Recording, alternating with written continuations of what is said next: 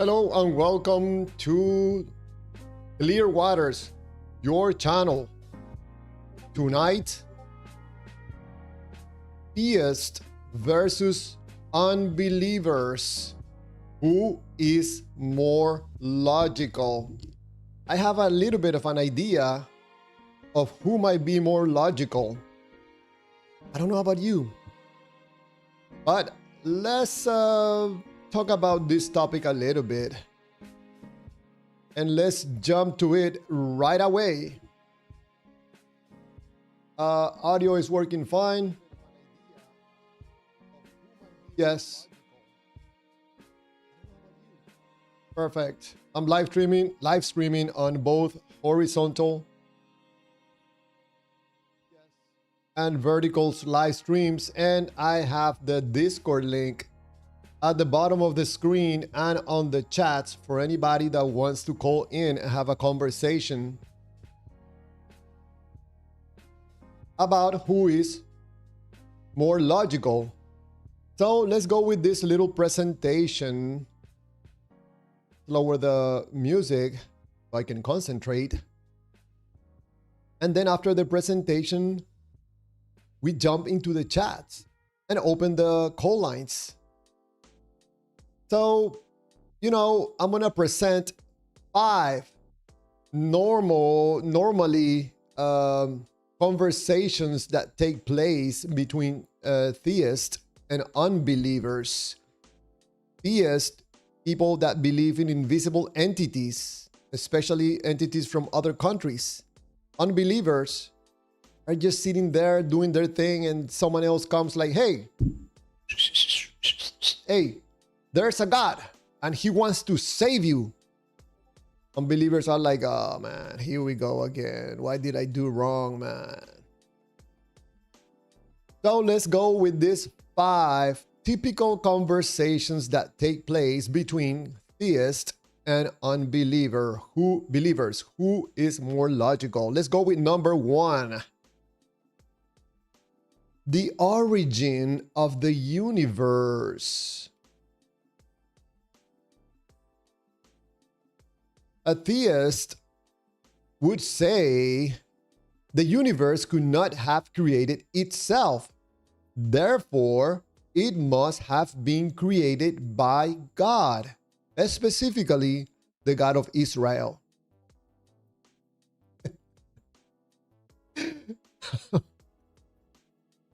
I mean, I cannot keep a straight face when I say that. And the unbeliever would say, I don't have evidence that a God exists.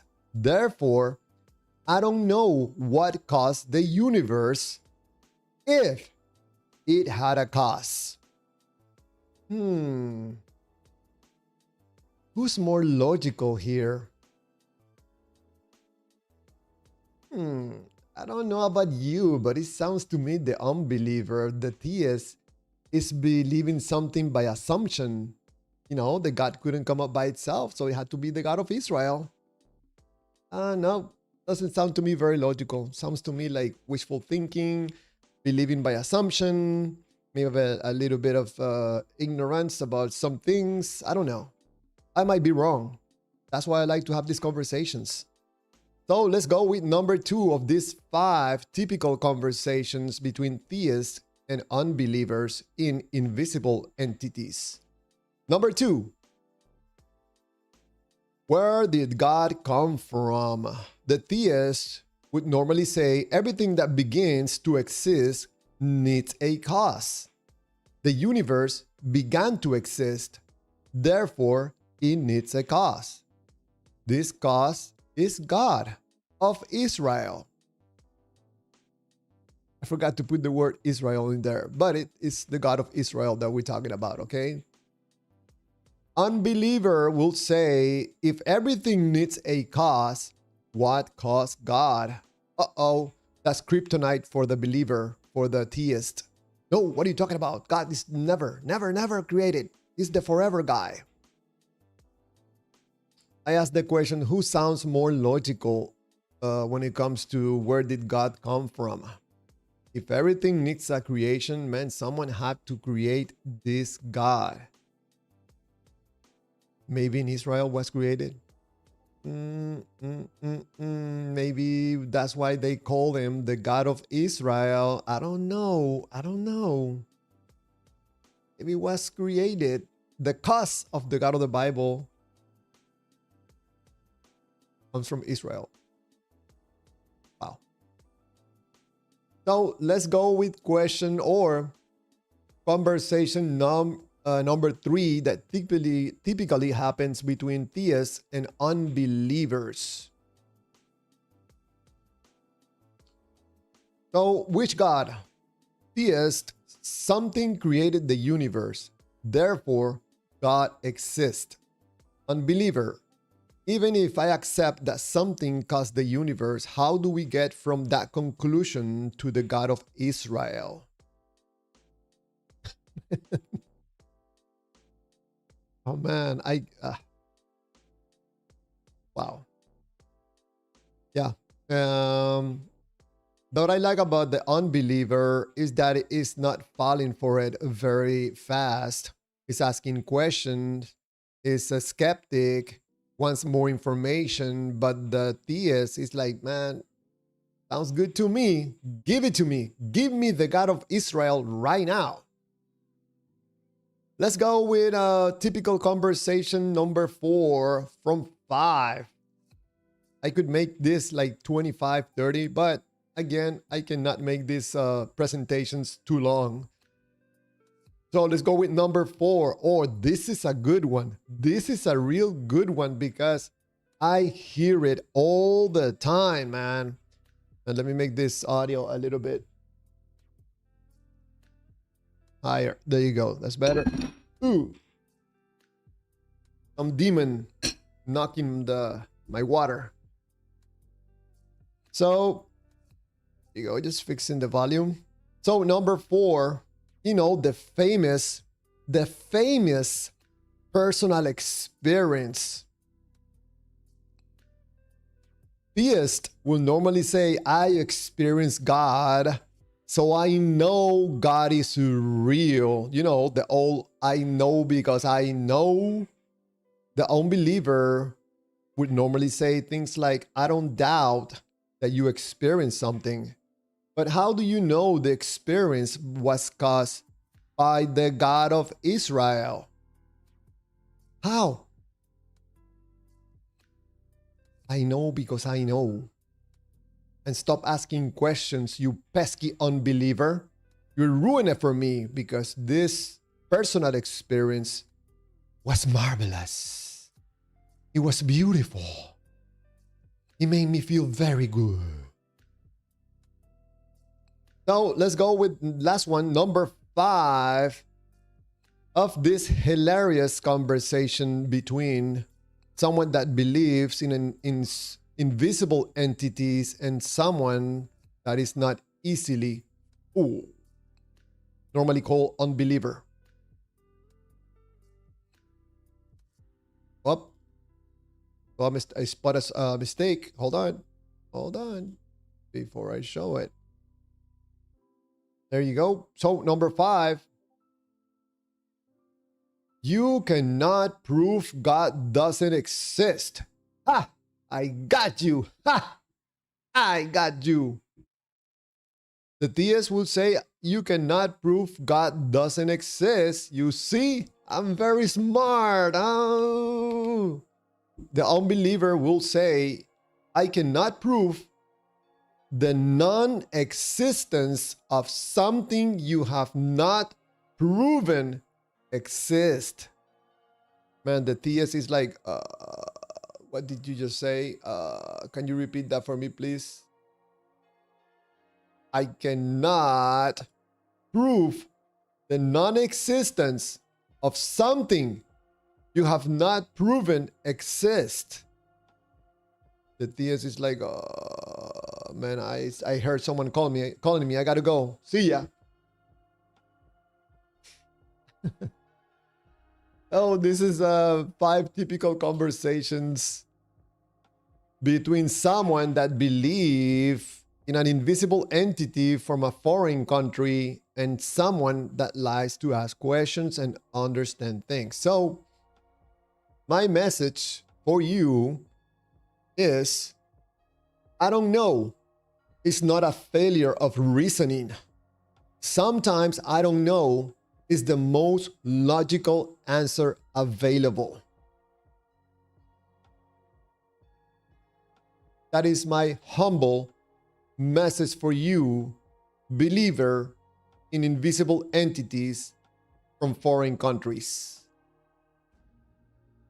So let's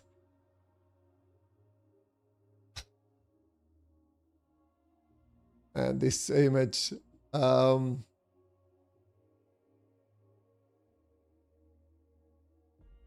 so let's jump into the chats and let's open the phone calls. Let's open the call lines for anybody that wants to call in and have a conversation. Or if anybody wants to debate me or someone else, I don't like debating. I don't have patience for that.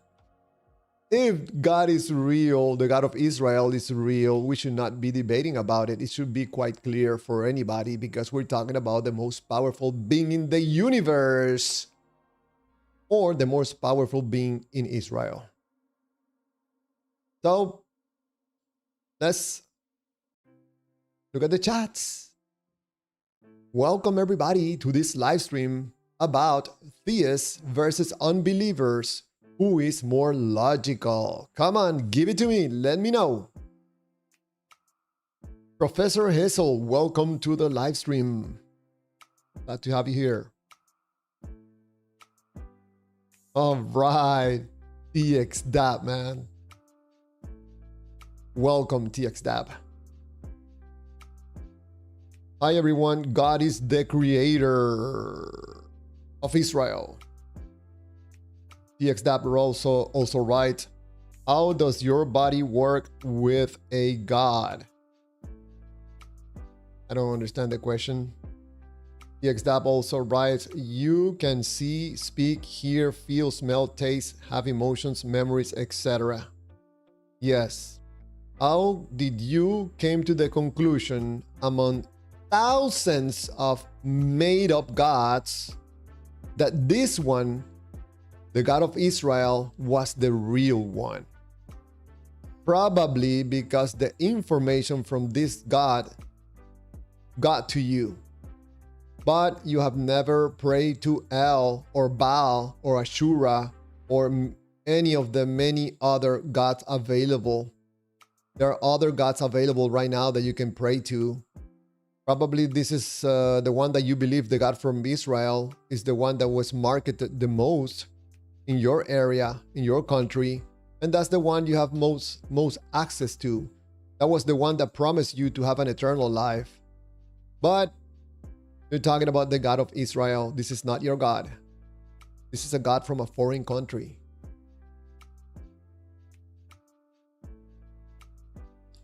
Out of Babylon, welcome to the live stream. God is love. Your body works with accordance with this. Whatever you do so of some variant of love.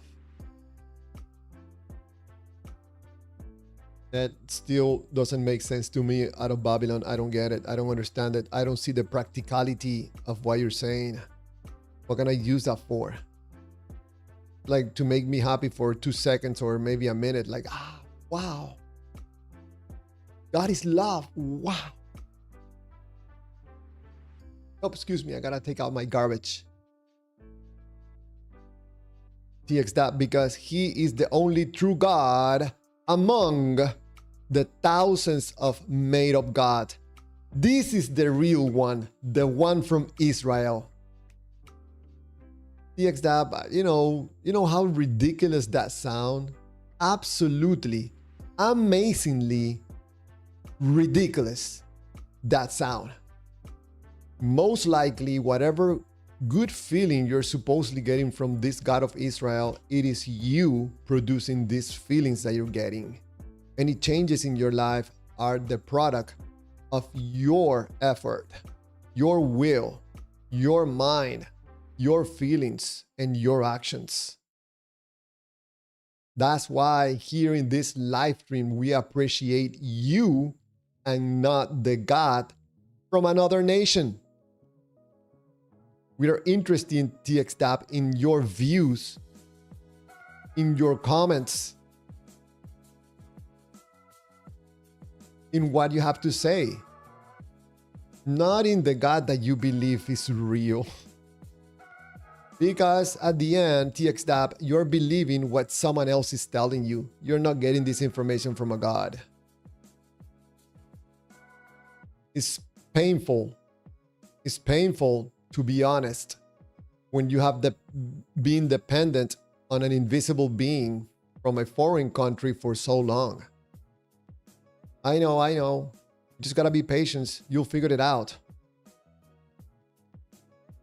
Out of Babylon is asking, why do you work? Why do you even take a shower? So I don't stink. That's the reason I take a shower. And the reason I work, so me, my family, and me can eat. TXDAB writes, not to the ones with faith, the truth has sound to it. So the truth of the one God from Israel among many fake man-made God, that's the one you resonate with. Therefore, that is your truth. The truth of the Lord of Israel. He made a covenant with his people, not with you. The God of Israel is like, yes, TXDAP, yes, you can love me, but they are on your side, my friend, because my people. TXDAP also writes, he proved to me he's a very real. He changed my whole life. TXDAP, I'm gonna go to, let me see.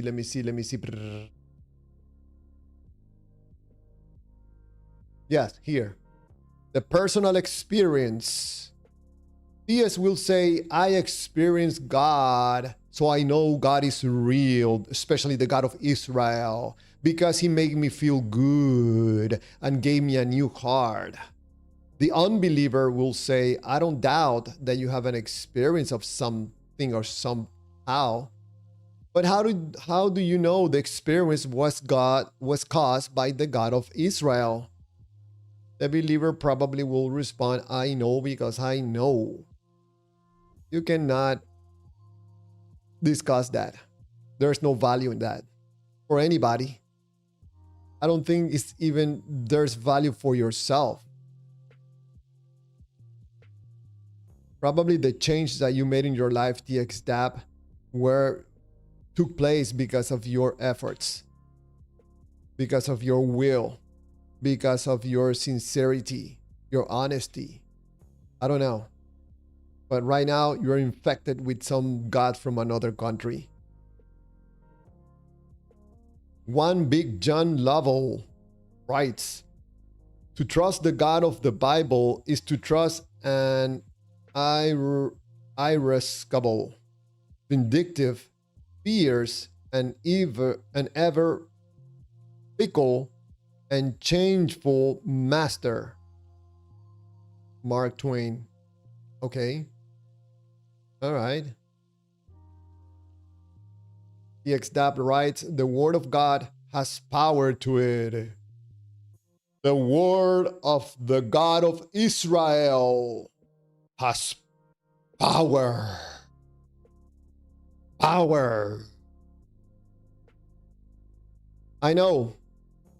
Probably has the power to control the government of the United States. I don't know. It's controlling some of the people from the United States, so probably controls the government too. I don't know. I see this thing about believing in invisible entities from other countries very problematic. Very problematic.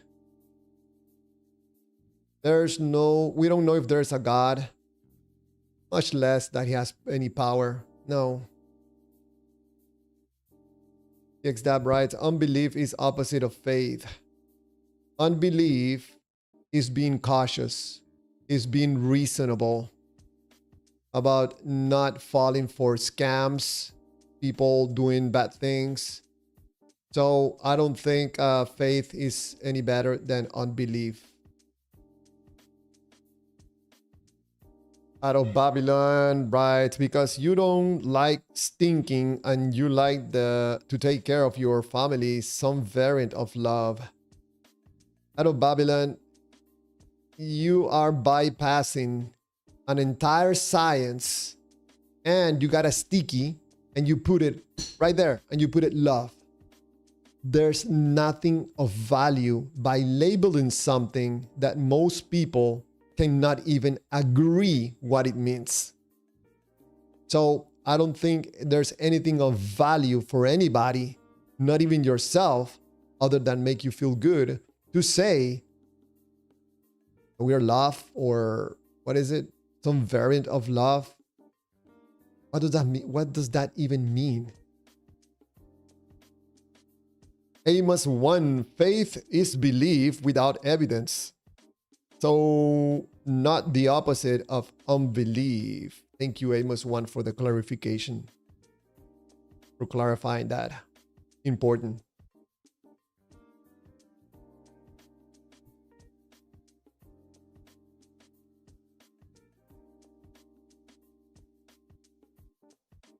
And what did I do? There you go. Out of Babylon writes, I agree. No belief. Know thyself. That I like. Know thyself. I think we are very ignorant about ourselves and how we walk this world. Because we're so focused on entities from other countries. TXDAP writes, so serve your God, but I will continue to follow Christ Jesus. TXDAP, I have no God. I only have my family and myself, friends. I have a country and this world and my fellow human beings. I don't have a God. I'm not in need of a God from another country.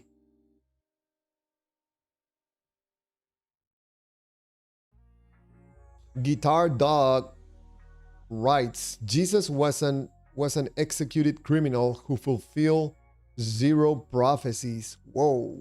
Coming strong, coming strong.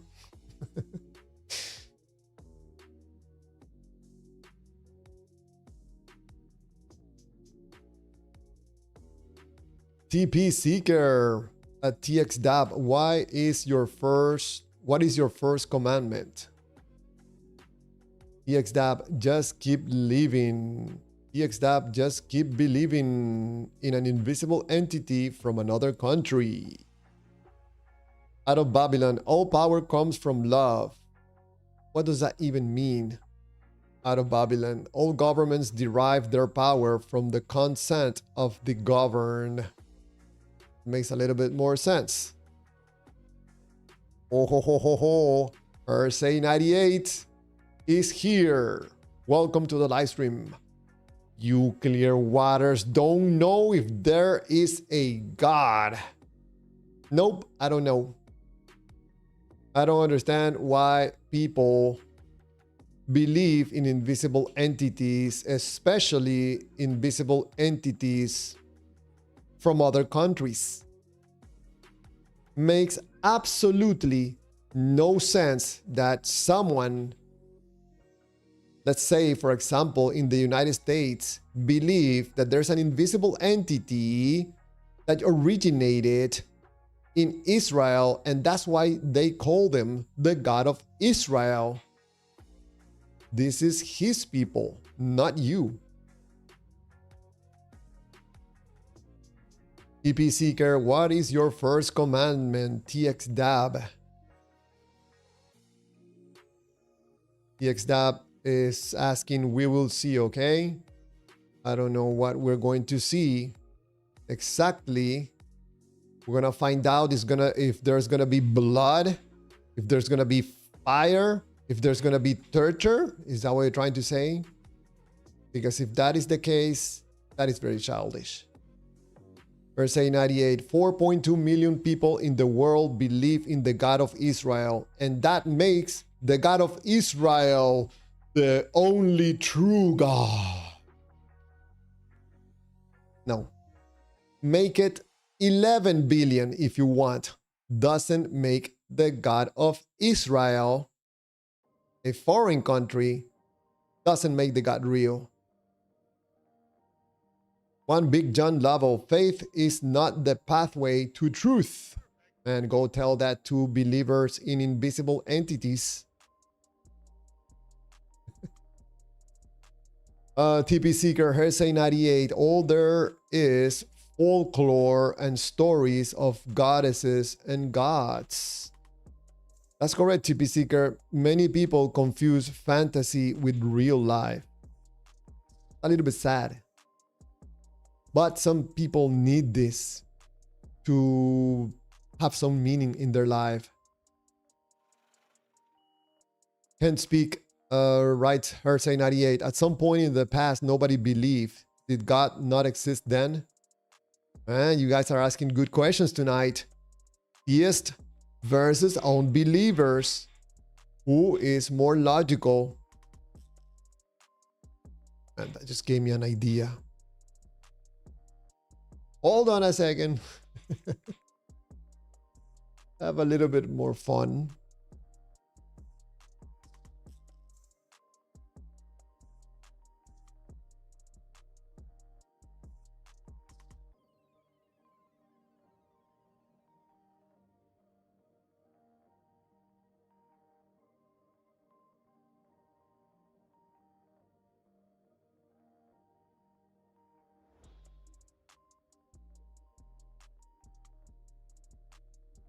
Make it more fun.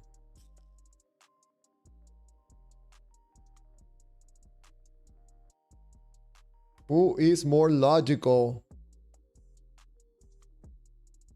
There you go.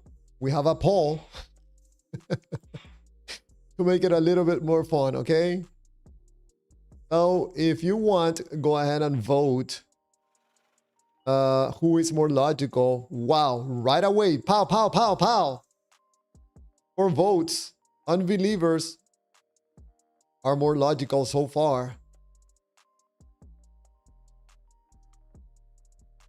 NFL music. Still seeing demons being taken out of people. I saw some videos from that guy that you sent me yesterday. I saw some videos of him this morning. I watched videos from him before. But he really has a good business, man, right now. Making the big bucks, making the moolah. TXDAB, so we are made to serve somebody. No, TXDAB. You believe that.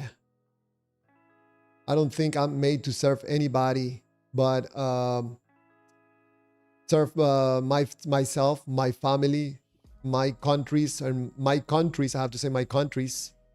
And I have to serve in somehow, some way to people that need help in this world. Our TOEFL, welcome to the live stream. Just to let you know, there's another stream that is horizontal. I'll give you the link. There's more people on the other stream, just in case you want to engage in conversations and participate in the poll. You can move to that live stream. But if you're a believer or unbeliever, be ready, my friend, because there's a lot of people having opinions, expressing their views.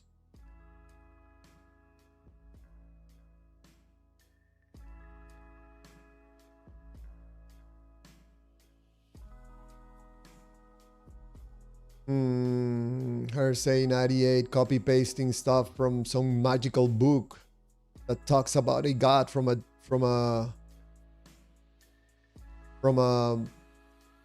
different nation.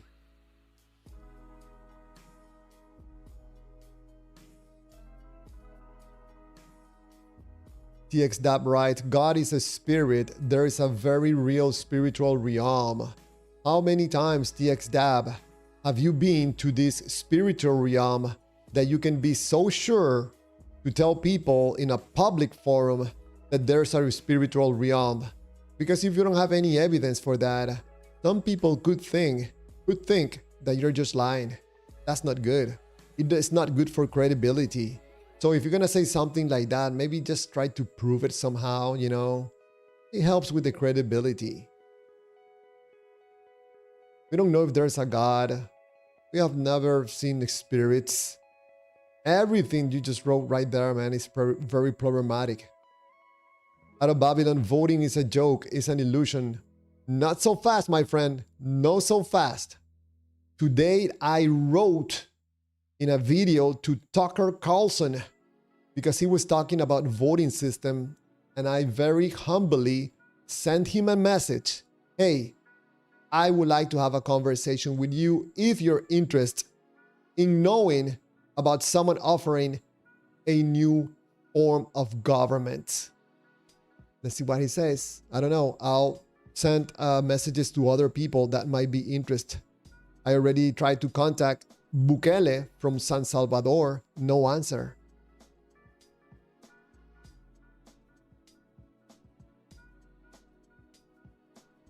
Hersey 98. What's sad is you all are choosing your own destiny. It is sad for us to choose our own destiny. Hersey 98. People trying to be responsible for themselves, for their actions, for their families, trying to be responsible. That makes no sense, Hersey 98. Sorry. Sorry.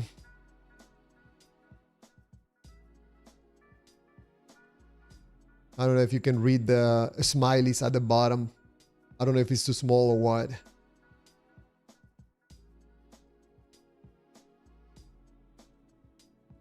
For anybody that is on the vertical stream, there's another stream that is horizontal, and I just put the link on the chat.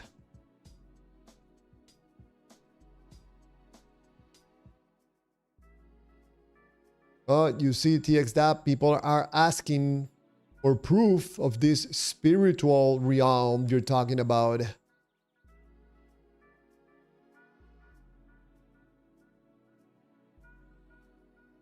Oh, many questions for Hersey 98 and TXDAB. I gotta go down because the messages are going quite fast.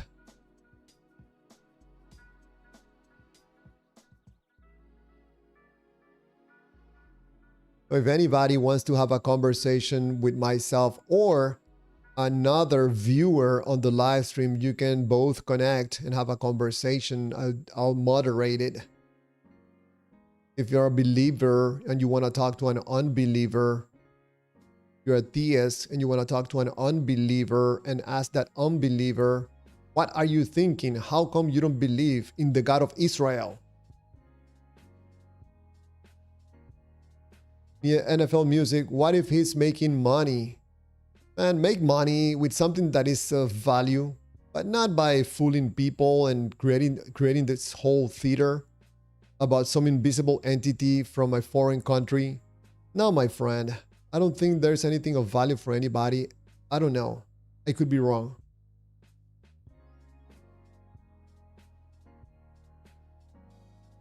I have to go down. I have to go down.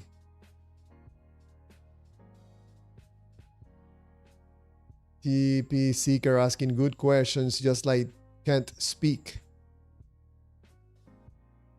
So that's interesting. Unbelievers ask questions. believers or theists write comments like if there were facts. That's interesting. TXDAP writes, so you agree we have to serve somebody. Why not serve Christ and receive a good life now and everlasting life in the end and be forever happy with the God of Israel? That sounds absolutely ridiculous, TXDAB. This is like someone that believes in fairies and you're going to be happily ever after with the fairies. TXDAB, I don't know, man. That sounds sad. I know you're going to figure it out, my friend. I know you're going to figure it out. Remember, repeat to yourself over and over, the God of Israel, the God of Israel. What is he doing in the United States? What does the God of Israel have to do with the United States? What does the God of Israel has to do with me? How did I come to the conclusion that the God of Israel is the real one among thousands of made-up gods? This was in the culture of making up gods. Man, that poll is quite leveled. Unbelievers apparently are more logical, 55%.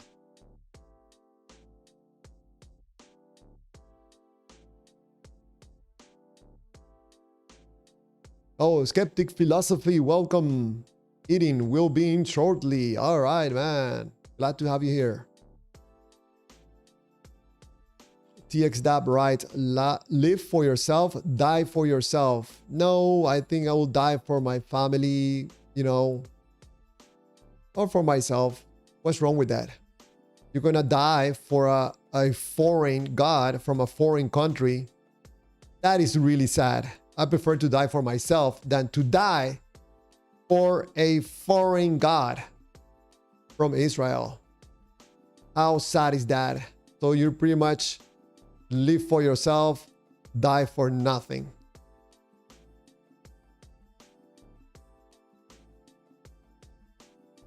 Out of Babylon, whether one lives or dies, he does such to the Lord.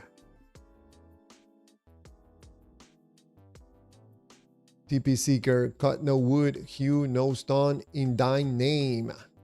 A TXDAB.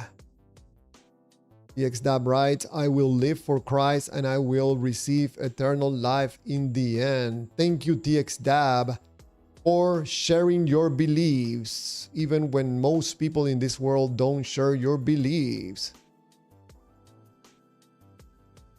No proof of the God of Israel being real. Probably and most likely is just another made-up God from the thousands of made-up gods that people create for anything. For war, for storms, for lightning, for, I don't know, for animals.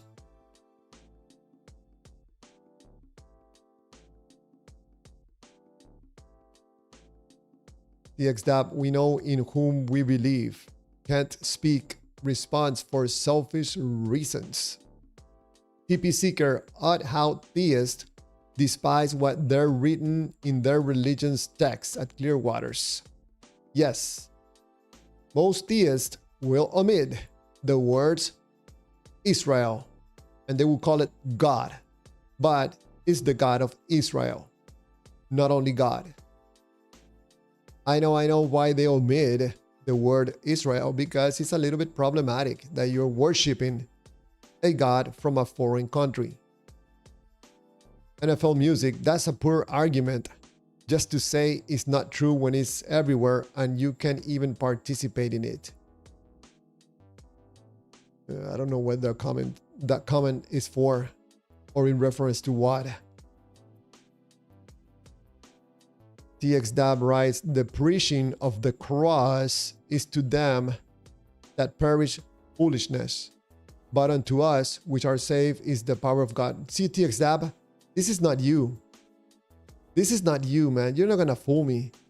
This is, you have some demon possessed in you, and this demon of deceiveness is doing the speaking for you. He's doing the talking for you. This is not how you talk, my friend. This is gibberish from some doctrine taken from a book, from some invisible entity from another country.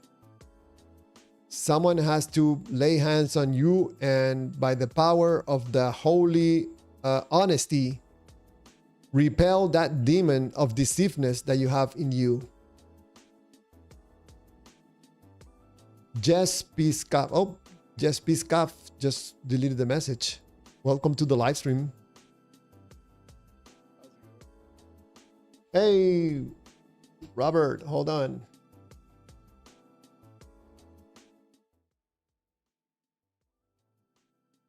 You have your dinner already? Yes, I've been eating and kind of working on a side project at the same time, but yeah, well, thank you. Thank you for taking a little bit of the time to join. Appreciate it. Hey, no, I always enjoy your stuff, man. Enjoy conversating with theists. What do you think about the title, Theist versus Unbeliever? Who is more logical? Yeah, I mean, that's a pretty easy one for me, but I don't know. I guess they would say the same as far as logic. I just think that one is obviously more inspired by emotional sentiment than the other one is.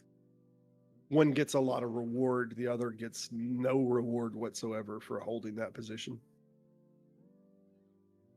And interesting that you say that. Yes, nobody gets any rewards for just asking questions. Yeah.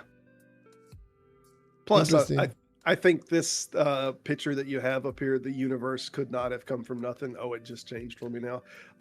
That's such a weird one. Like this argument is still even a thing. There's like 5 immediate propositions that are regularly put forward on this subject that have all kind of sub propositions. First of all, your first answer to this could be, and we're just talking about possibilities, not that we know that these things are. But when people say, oh, how else could the universe have come to be? Well, the universe may not have come to be. It may not have a beginning. And there's multiple different facets to that, whether we're talking about energy conservation and we're really talking about an expansion. If we're talking about the energy just is the universe, all that energy could have constantly and always been there. And we're just talking about a state change. Or you could say the universe arose from a prior physical state, that there was another existing physical state before this state, and we wouldn't know anything about that state. Or you could say that the universe is the result of a quantum event that isn't quite a physical event, but it is an energy event that works in a field. Or you could say that the universe is a necessary feature of reality, that is the existence of the universe is somehow like fundamental or necessary in the same way that they want to posit the God character is. Or you could even say our universe is a part of a larger multiversal reality, and that it's just one small part of a much larger systemic and continuous event. And we just haven't been able to see beyond our own horizon to know that. So all of these different things and many more can be posited possibilities. So to act as if when they say, hey, you can't explain this, therefore mine is the only possibility, that eliminates every other possibility that could be the case, and you're just picking the one that you have a preference for. So what are you saying? That the universe was not created by the God of Israel? Not saying either way, but to act as if, oh, well, you can't know it for sure, therefore we get to posit our God and put it in this place, that's just nonsense. They have an affinity for that being the answer, and they act as if our lack of certainty means that they get to insert it.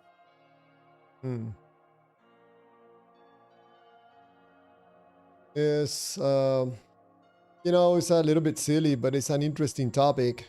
I don't know if you have read some of the messages. I have been reading a little over here. Yeah, I mean, it's like some believers don't even care about engaging in any type of conversations or asking questions. They just gonna tell you what they think are facts. God is real. God is the creator of the universe, and not even contemplate having a conversation with anybody. That's worrying. Yeah, it's confidence.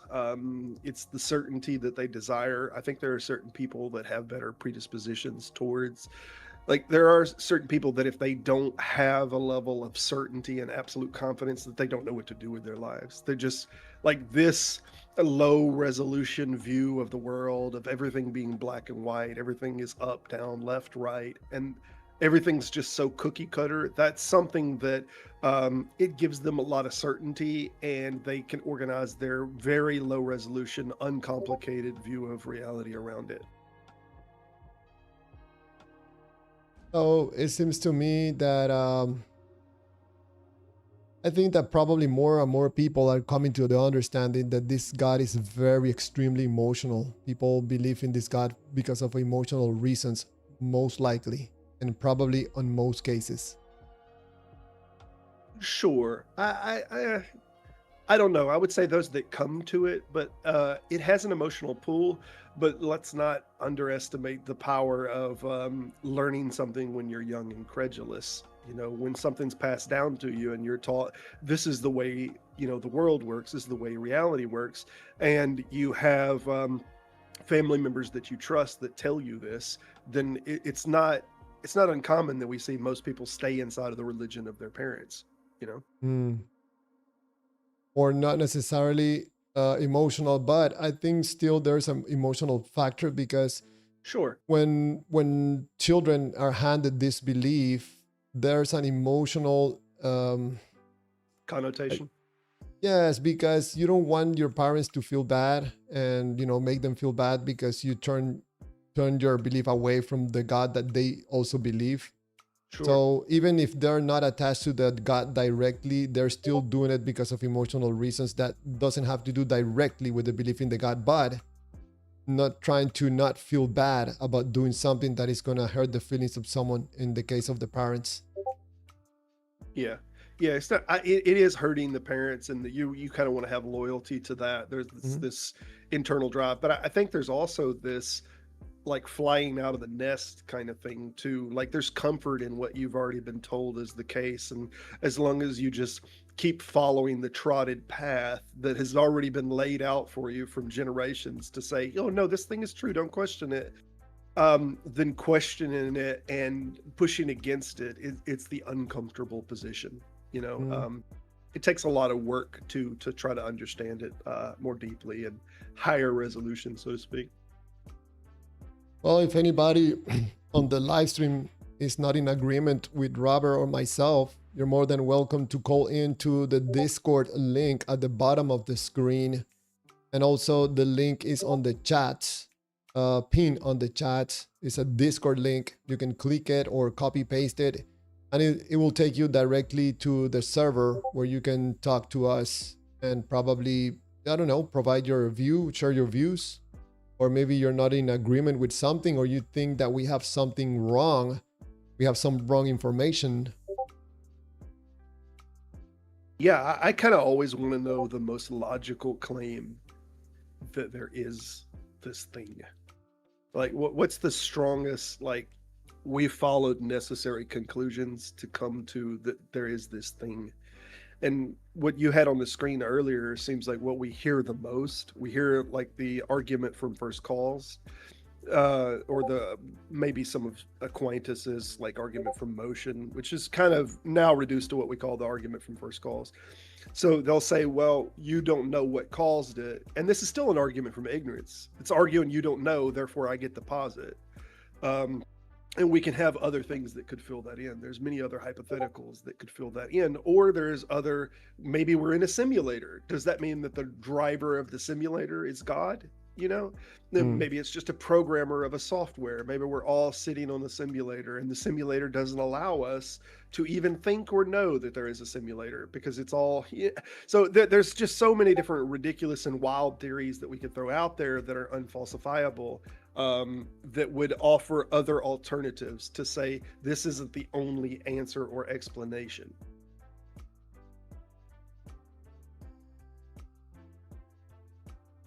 I think that this thing about Ray Comfort saying something like the scientifically impossibility of the universe creating itself or coming from nothing. Have you heard Ray Comfort saying that over and over and again? This is like a Yeah, as script if he he would has. know anything about the physics of how particles come into existence or something. This is Ray Comfort, the banana man here. Mm. He doesn't know, anything about quantum fields. He doesn't know anything about how the quark field works or gluon fields or how quarks come into existence and bond to other quarks, making atomic structures. He knows nothing about this.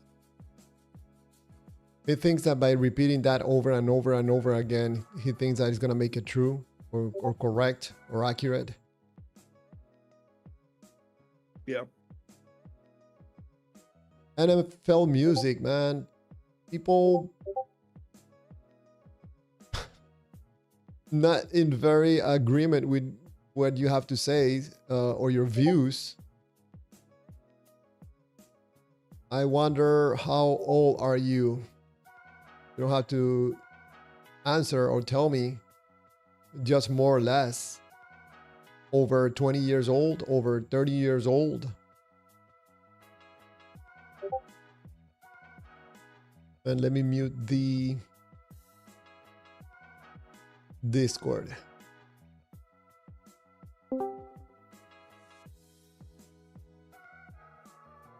Hey. Jitin. Do you know Jitin, Robert? Yeah, we've chatted a few times in the text chat. All right, Jitin, hold on a second. Let me block you. Yeah, I think he's in the video stream. Uh-oh. Uh-oh. Yeah, maybe he's not he comes listening. back. Yeah, hold on. Let me. Oh, yeah. I see him.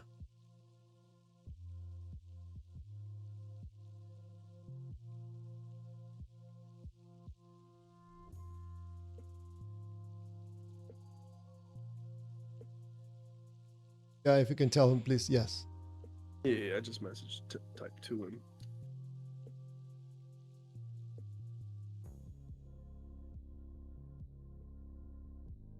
Hey, Jitin, yes, if you can connect back, just give me just a few seconds to unmute you.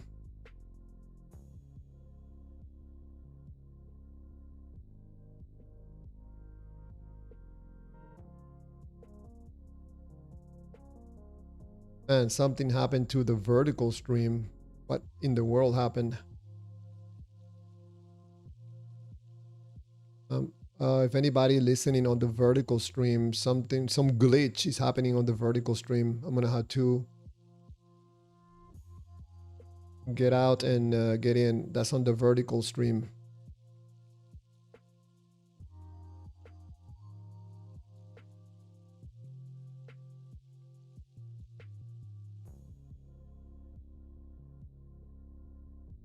Oh, what did I do? I broke something. I don't know. I hope somebody jumps in quickly here, though, because I'm fixing to have to abandon y'all for a little bit in about 30 or 40 minutes. Need to help my wife with something. Might be back on after that if you're still around. And today's Friday. Oh, yeah. In regards to the poll, now it moved on the side of theist. Now it says that who is more logical? Theist by 56%. Yes. So does that mean that we have more believers and theists on the live stream right now? Is it possible? That's definitely what it means. 16 votes. Interesting. We broke our record. Apparently this question is has a little bit of value for people. Awesome. I don't know. Let's see how this poll ends. But right now, theist, 56%. Who is more logical? Wow. Yeah. As if that was deterministic of reality one way or the other. We have more believers on the live stream probably. Yeah. But let me see. I'm just flipping through the 5 questions that I did at the beginning in the presentation. Just as a reminder, number 1, the origin of the universe. Theists will normally say the universe could not have created itself, therefore it must have been created by God.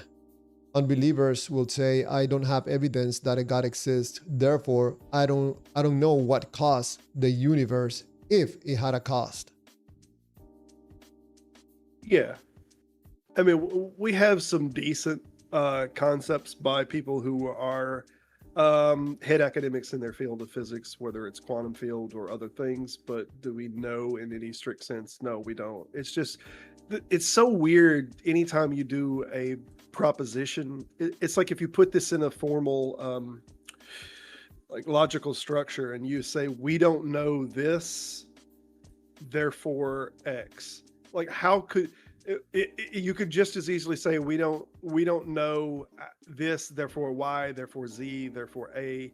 So there's lots of other propositions you could put in there. So how did the universe, first come to be? They insert their God, but we could even play with gods and be like the flying spaghetti monster. The FSM church was totally right, and his noodly appendage reached forward across the galaxy and formed the stars. Maybe this is how it was created. They seem to both have the same amount of evidence. So I think it's just super weird to say that this is what happened because someone else might not have a good explanation or know how the thing come to be. NFL Music, you said you're 22 years old. Very young. Just probably many people saying that that guy, I don't remember his name, Lorenzo guy, is a scam. Probably people are saying that for a reason. Hey, the Catholic Defender, give me just 1 second so I can unmute you.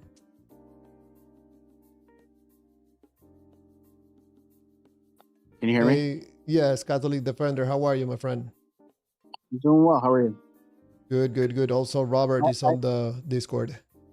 Yeah, I came in to just comment on what Robert just said. I mean, he made a claim about the flying spaghetti monster, and you said that there's exactly the same amount of evidence for the flying spaghetti monster as there is for the Christian God, which just is like an untrue statement. Okay. In terms of what are you considering evidence? Well, there's historical evidence. Such as? Historical records. Okay. I want to be clear about where the scholarship is on the dating of all of these things. Matthew, Mark, Luke, John, all of these are post-Jesus written, and Paul never met. They wouldn't be written before Jesus. No, they're post-death. So normally Correct. Mark is dated 70. Yep. And then we got 90 as I think Luke and Matthew, and then we got 110 I think is the best. No, I think you're incorrect on that. Yeah, you might want to check and see where the scholarship's main line is. John Pretty sure is it's on 90. 90. John is regularly put around 110, but John has a little more flexibility from 90 to 110. I'll agree, because we think this come out of the Johannine group. We think that there was a Johannine group that this might be even a third iteration of. But there was internal textual tradition, and there might have been even multiple writers. Yeah. So whether we're talking 90 or 110, we're still talking about people that would not have met Jesus. And even Mark, even if you just assume that this actually is Mark, Mark by the text, even by Acts, Mark was he was a follower of Peter. He never actually met Jesus, so he wouldn't have knew Jesus anyway. So none of these people are firsthand accounts. Like wait. Where's your evidence that Mark never met Jesus? Find one text where Mark was not an apostle. He was not one of the 12. Correct, but Mark was with Peter. Mark was with Peter? What does that mean? And it's very very probable that he was a disciple of Christ. That's not mentioned anywhere. You're just pushing that in to say that, it's probable that that's in no way, shape, or form mentioned. 1 second. Mark is never mentioned in the same text as Jesus. Mark is never mentioned to have met Jesus. We see this being talked about in Acts as if Peter, Mark is a disciple of Peter. Peter didn't have any disciples, the best we can tell, while he was a disciple himself of Jesus. His discipleship was post Jesus, that he got followers and started teaching the message of Jesus.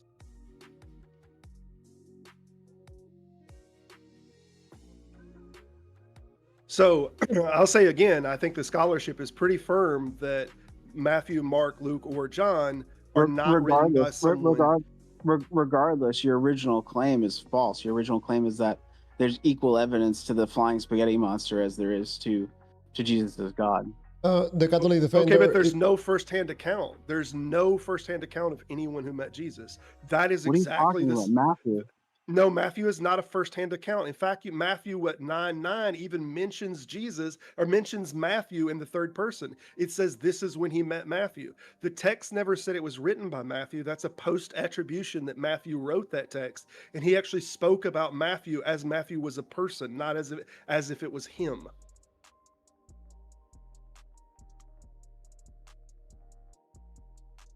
And again, Matthew is dated about 90 by the scholarship.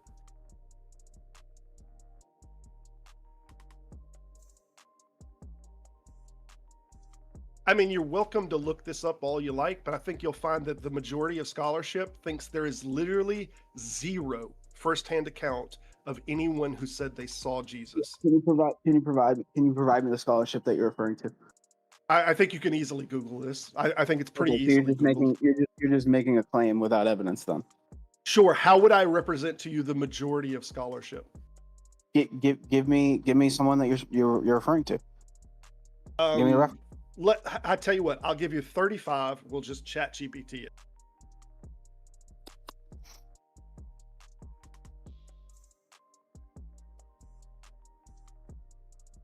Catholic Defender. In the meantime, Robert is getting that information. You said that there's plenty of historical evidence for God or for Jesus. I don't remember the exact words you used. Jesus claimed to be God. So it comes down to the three L's, right? Lord, liar, lunatic. So there's plenty of historical evidence that Jesus was God? There's other options too. That's a false dichotomy that you're creating. It could also be a character that's created in the aggregate. Yeah, that's easy. Wait. You don't think he existed? No, I'm not saying that he didn't exist, but keep in mind that the name Jesus was one of the most popular names of that time. There's some scholars that suggest as high as 3% of the entire population of the Jewish culture in that area was named Jesus. In fact, Josephus wrote the War of the Jews and the Antiquities of the Jews, and he had a total of 7 different Jesuses that he mentioned in those texts. So it was a super, super popular name. And many of those people were rebel figures, whether it was the priest or whether it was even the Galilean rebel that was the son of Sabine. So Jesus, the son of Sabine, it could have been an anthropomorphization of multiple different people who were part of a rebel push against the Jews, and they were also named Jesus. Yeah. It still doesn't make your claim doesn't hold up, though. I mean, you're just ignoring the gospel accounts here. Like, we have gospel accounts, we have letters from Paul, letters from Peter, letters from John. Paul never met him, and we don't have any letters from Peter. Those are hold on, late. no, that's not what Paul wrote. Right, I know. Paul had a very heavy head concussion to start with. That not only did he fall off of his horse, but in addition to that, he was blind for almost a week. So we're talking about a very heavy head concussion to start with. This is what he claimed to have seen. Sure, but that still wouldn't be Jesus in the flesh. That would be a vision. Sure. Okay, so he never met Jesus in the flesh. Okay, how did he even know it was Jesus? Like, did he didn't know what Jesus looked like? How does he even project this character? I mean, he has no God of the universe. If the God of the universe reveals himself to you, you would know. Okay. You want the list? Yeah, you can send it to me in Discord. Okay, that's fine.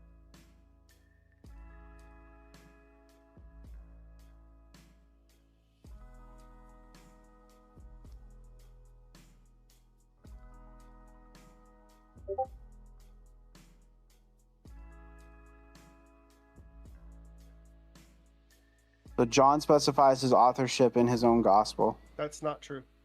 What do you mean that's not true? It's John, or it's the beloved of Christ. Yes. Who was there at the cross with him. Right. It's making the assumption that that's John. How is that an assumption? It's explicitly stated. It's making the assumption that it's John. I'm pretty sure the text never says it was John. In the last chapter of John. We're talking about John, the Gospel John? Yes.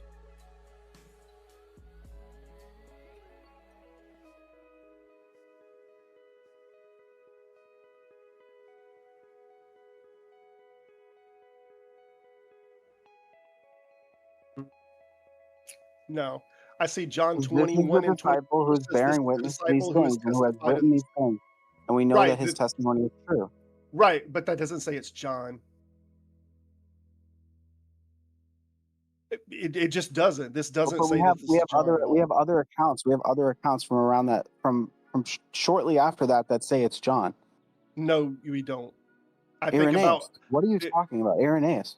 Okay, tell me the letter. We'll look it up and we'll look at the exact against heresies. Against heresies. Okay, against heresies. Irenaeus. Yes. When are we talking about the time frame on that? 150. Okay, so by 150, it's being attributed to John. Yes. Okay. All right. I'm complete. I generally would say 170. So now, what evidence do you have for the flying spaghetti monster? Well, that's not evidence at all. That's evidence that Irenaeus is saying that this was John by 150. Yes. That's the first time that it is attributed to. It's still evidence. It's still evidence. Whether you want to believe it or not is up to you. But no, it's not a first. It's more evidence. It's more evidence than you have. Does not think that. But it's more evidence than what you have for the flying spaghetti monster. It's still not a first-hand account. I don't understand what you're missing. John is a first-hand account, and it is Irenaeus not a first-hand account. To John. It is not a first-hand account. In fact, scholar, it says it in the text.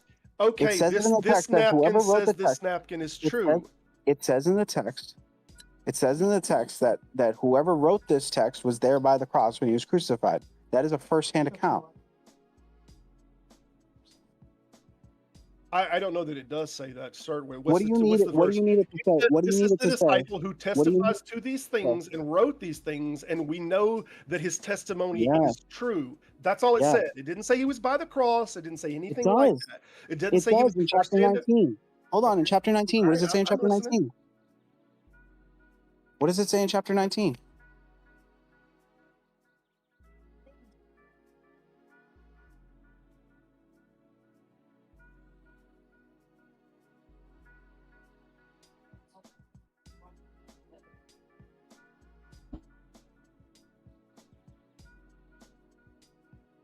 Do you know what it says in chapter 19? The disciple who Jesus loved. Yes.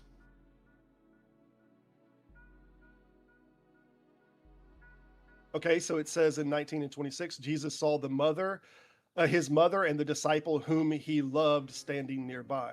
Okay? Correct. And what does that mean? It's the same referent. And then at the end, he's saying that the person who wrote this gospel is that disciple. No, it's saying this is the disciple who testifies to these things and who wrote these things. Yes. And we know that his testimony is true. That is not saying that it is the disciple that was standing by or that Jesus said that the disciple whom he loves. Reference. It talks about the disciple whom he loved in 19 and in 21. And then it says that this disciple is the one who wrote and testifies to this. That's firsthand account. If it's true, it's firsthand account. But that's not where the scholarship is on this book. Evidence. It's just not. It's historical evidence. Whether you choose to believe it or not is your choice. Yeah, listen, I don't know what you constitute evidence, but the writers of the Flying Spaghetti Monster said they saw the Flying Spaghetti Monster. Do we now have firsthand experience that is better than? That's not historical evidence. Like, do you understand what makes something historical evidence? Yeah, longer distance of time and written claim. No, not at all. So with the way that the Gospels are written, they're written where they talk about places and times that they went to certain places. It talks about The life of people who were Apollonius there. does the exact There, same there, style, there, but we don't think that there's four Apollonius different actually accounts. put There's hands four on someone different and rose accounts. them from the There's dead. four It's different not four accounts different that accounts. It's not. It's one account that that, has corro- been that, copied that, like 3 different that times. corroborate that corroborate the same story that's being told. Same account that's being told. You know as well as I do, especially if you went to any kind of Catholic school, that Matthew and Luke are large parts copy of the book of Mark. So you Plus, can the act like flying they're spaghetti independent, monster is known to have been made up at this point. So how is that evidence? but because it was written down. No, it's just known that it's made up to mock Christians, to mock You could do the theists. same thing with Christianity. It's known that it's made up. Not at all. You're just doing an appeal You're to the making a populace. claim. You're doing an appeal to more people No, believe. not at all. Not at all. I'm appealing to eight people who have claimed to have seen extraordinary things and then died in excruciating ways, proclaiming that what they claim to be true. We don't even know When you that look at that's things like- true. When you talk about these What are you disciples that talking about? died, yeah, I'm talking about the disciples that are supposedly martyrs for Christ. Those are mentioned in texts that are later texts, and there's a developmental story in that. And those texts are generally rejected So theologies. you don't know if because anything's true. So you're in a world where you don't know if anything's true. Like you don't know that George Washington existed yeah, because you can't trust the texts. I that know talk that about George him. Washington exists, How? but tell me How do you know that. that how do you know that George Washington existed? Because he exists on multiple different documents and multiple different signatures. We have some of his own writing. Great. We have some of his artifacts. We have his skeletal structure. His everything about him. We have similar evidence for Jesus. No, we don't. We have a Shroud of Turin. A Shroud of Turin. Are you really going to bring the Shroud of Turin in? Yes. Yes. Okay, what's the first time that Shroud of Turin showed up in documentation? The first time that it was ever written about. What was that? Have you seen the recent? Are the you recent going to studies answer on it? the question? Have you seen the recent studies on it or not? I have, and I've seen debunk videos made on these studies. What is the first document that ever mentioned the How was Shroud the of Shroud Turin? made? How was it made? How was it made? Why are you not? Why would I answer Christ, how was it another made? one of your questions if you won't answer a single one of mine? When I don't know. The when it very first showed up. first When did it first show up? document that You can ever mentioned the answer. Shroud of Turin. Oh, it's mentioned. It's mentioned in one of the Gospels. What are you talking about? Oh, really? Okay. Yes, there's two linens Non-gospel. that How are about specified. that? How about There's two linens that are non-gospel? specified. There was one covering his face and one covering his body. Yeah. How about non-gospel? When this shroud first gets tracked, when it's first written about, when it first shows up. Tell me, because educate me. It showed up by a priest, a Catholic priest, says that his predecessor priest has met the man that made it, and it's a forgery. He wrote this literally to the church, wrote this towards the Pope, that what he was told by his predecessor priest was that this is a forgery. And we even have letters coming back from the Pope saying that it's okay to display as long as it is noted that it is not the authentic. That's not what the scholarship's saying today. Check.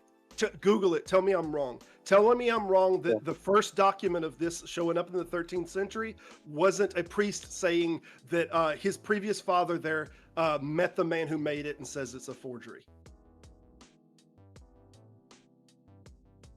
That's the very first time it shows up in text. It shows up in the 13th century, and a father of the Catholic Church is saying this is not real. It's made.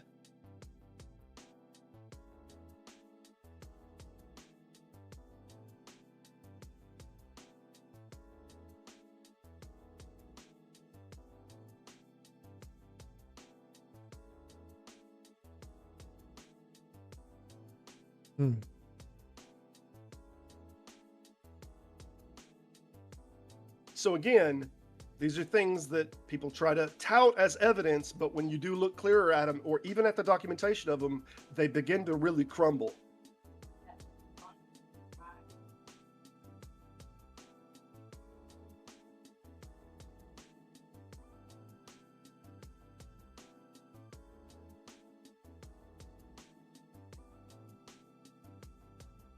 I mean, I really don't want to interrupt, but I do have questions. I'm ready.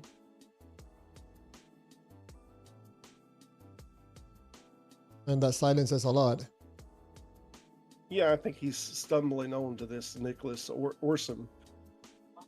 He's stumbling onto this father in the very early text. And I encourage you to read that entire letter that first claims that this shroud showed up and that, you know, that it's not real.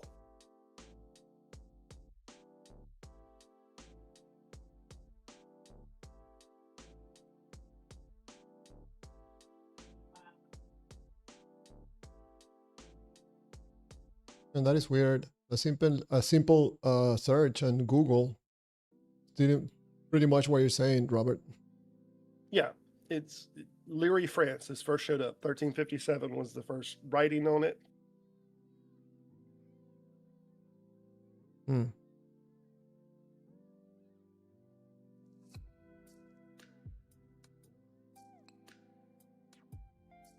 But that's something that really it needs to be read and understood, that whole letter from the Pierre gentleman. But I mean, the Pope even, and this is why the Pope will not authenticate that. The church, the Catholic Church, will not venerate that is authentic.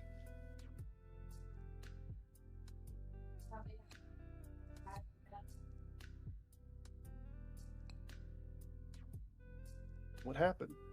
Catholic Defender, you still here? You reading? What are you doing? Yeah, I'm just reading. Okay. All right. Well, I'll leave you be on that. If you didn't come to knowledge with it, so I don't want to press on it too much, but I encourage you to read on that subject. I think the first time it shows up in literature, it's pretty clearly said this is a forgery.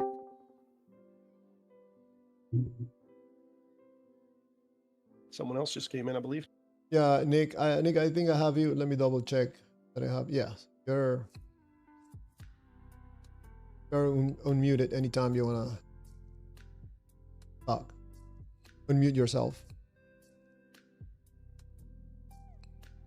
I wanted to ask a Catholic defender about if there was any evidence that there was a God.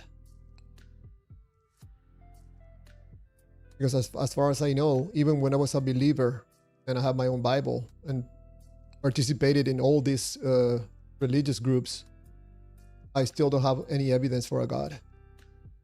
Do you deny all of the Eucharistic miracles? Of course, yes. Even the ones that are captured on video? Like which one? Such as Like hovering hosts? hovering hosts. I've seen David Blaine do that over the top of the pyramid. And Which video is that so I can look it up right now? The Eucharistic hovering host. Hold on.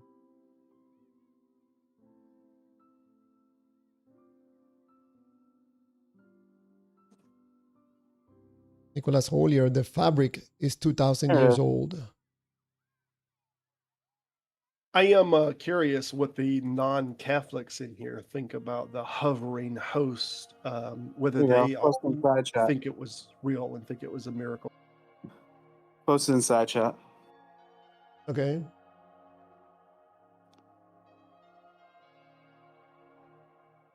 Thank you. Spider-Man, I don't think you're Catholic, are you?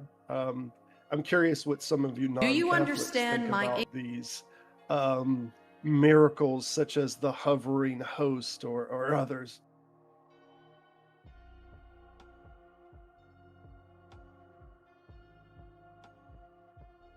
Let's see if I can play this video. Yeah, this doesn't look like something that is someone is gonna black me or something for this video. So give me just a moment so I can play it, and we all look at it. I've never seen this video, not that I remember.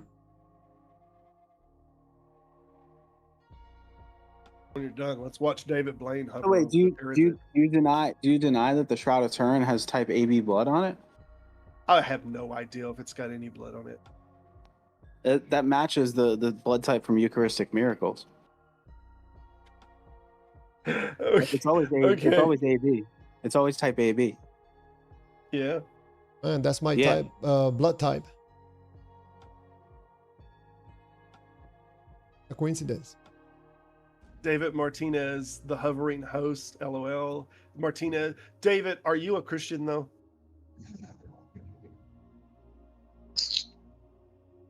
But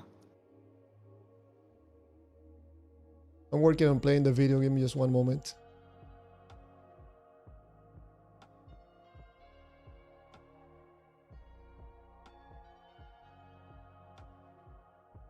This is gonna play only on the horizontal stream.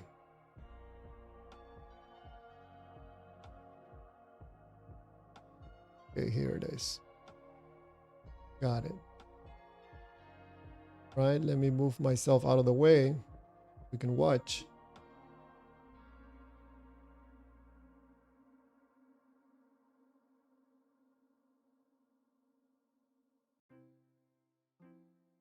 All right, let me stop the music. Well, before you go, can I address? I'm sorry. Can I address the AB claim from what I can find on this? The first person that made the claim is Dr. Pirlug Bayami Bowling, that claimed that it was type AB. Problems with this claim: the sample were not collected under modern forensic protocols. The cloth is centuries old. Blood antiquities degrades. Antigens degrade. Let's see, Dr. Alan Alder, Dr. John Heller, the work with STIRS, the Shroud of Turin project, they also suggested that it was type AB. They did not perform full forensics blood typing. Their tests were chemical, not serological. They admitted the results were not conclusive. Later, Shroud enthusiasts, many popular books documented and repeated that it was type AB, but none provided new scientific evidence. The bottom line on the AB claim: no modern forensic lab has ever confirmed AB blood on the shroud. The claim rests on old, non-replicated tests with poor sample control.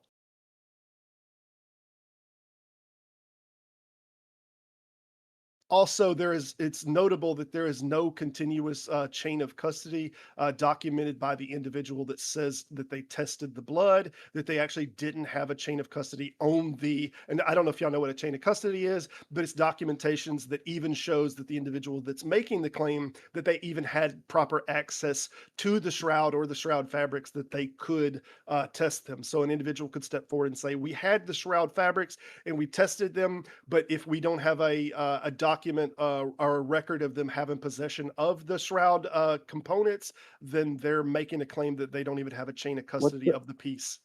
What site are you reading from? This is just a quick Copilot search. Oh, so it's just AI. It I'm is. reading I can Science get Direct. references. I'm reading Science Direct right now. Okay. Yeah. Let me play this video real quick. Yeah, go ahead and play it. Devant toi et dans la communion de toute l'Église, en ce premier jour de la semaine, nous célébrons le jour où le Christ est ressuscité d'entre les morts.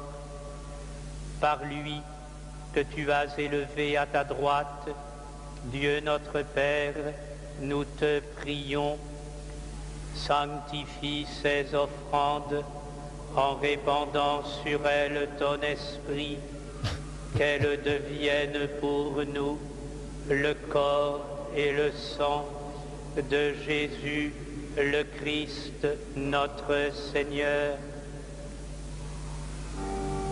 Au moment d'être livré et d'entrer librement dans sa passion, il le rompit et le donna à ses disciples en disant: prenez et mangez-en tous.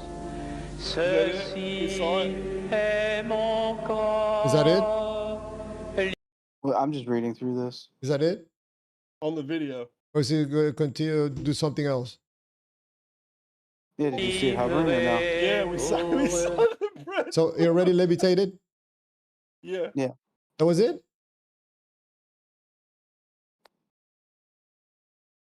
Yeah, there's been others where cardiac tissue has been found also. So let me play it again. I gotta say, I've seen at least 1,000 magicians pour off a more impressive. What would float. you need to see? What would you need to see in order to what evidence would you need to see to believe that there is a God? You Oh, know, that- this looks very much like the Sai Baba miracles. Yeah. No. But I'm asking you. So, like, what evidence would you need to believe that there is a God? Oh, I'll even let you answer this one for me. Anything that would convince you that Zeus was real, would convince me that your God is real. So, like, whatever it would take to convince you that Zeus is real, I would use that. Zeus. There's no evidence that Zeus walked on the earth. Right. There is evidence that Jesus walked on the earth. Right. I heard the claim. Yeah. Robert. Yeah. Oh, So, but I'm asking you because that evidence is You not didn't strong say enough. anything about walking on the earth. You said about being God. You said what he evidence walked would on- it take? He existed, and he claimed to be God. No, he didn't claim to be God. First of all. oh, please. That's what you believe. Oh, Robert, I can don't I know ask what you to tell something you. about? yeah. Yeah, I'm listening, Nick.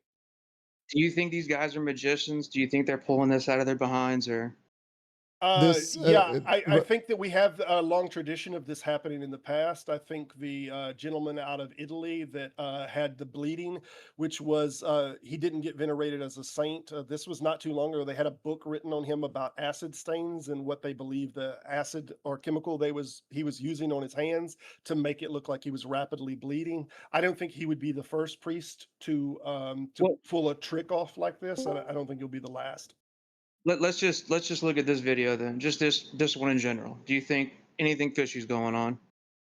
In the video that's on the screen, Yeah. Do you think David Blaine is doing this? no, I don't think David Blaine's doing this. I think this is so far beneath David Blaine. I think you could do this with a string. I think you could do this with a fishing line. So, Yeah. so you think that you think that he's purposely doing that with a string? I'm not speaking it's to not. his intention. I'm saying you asked me if it could be. Yes, this can be done with a fishing string. We can absolutely set this up. It looks and more do the scene magnetic. and yeah. It looks more whether magnetic. you're doing it with a magnet, you're doing it with a fishing string, or looking at the side of the actually the bread thing, you actually can't see the far right side of the piece of bread. So it's not impossible that behind the little metal plate that there's actually something that's lifting it up there. It could be a small metal plate underneath it. Oh, you know, I would like to say I saw the video. This is for me is absolutely nothing, zero, anything to do with a God. Nothing. There's nothing of evidence for anybody that there's something miracle happening here. I would expect more something like someone walking into a hospital and healing like 10 children. This is absolutely ridiculous that in the year 2026, someone would think that a flying bread, hold on, if you allow me, that a flying bread, piece of bread, is a miracle from the God of Israel. Yeah, that's an external critique because you're calling it bread. Okay. It's a What piece do of you wanna bread. call it? Or maybe it's a piece of metal. You were not No, there. you understand it's an external critique. Yeah, Like it is an external. an internal critique of it would be that's the flesh of Jesus Christ. Okay. Sure. I think you're even perhaps a minority in that position. The people It'd be in the this flesh. Everyone in this call, except for the two of you, believe that. everyone in this call believe that that is the flesh of Jesus Christ. Yeah, Yes. Nick and Aaron both believe that. Yes. Absolutely. Okay. Well, Well, as long as you believe, I mean, that's fine with me. But this is no proof or fact that there's a God. Nothing. No, zero. it's not even proof that there's a miracle here. I And mean, I've I'm seen showing- David Blaine do way wanna- better tricks. I'm showing on the screen right now a miracle. This is a miracle. If it is the flesh of the God of the universe, then it hovering is a miracle. I'm showing a miracle on the screen right now. If build a castle with ifs. Guys from Discord, hold on a second, please. I can make biblical arguments for it. Robert, I'm showing a miracle from Sai Baba right now on the screen.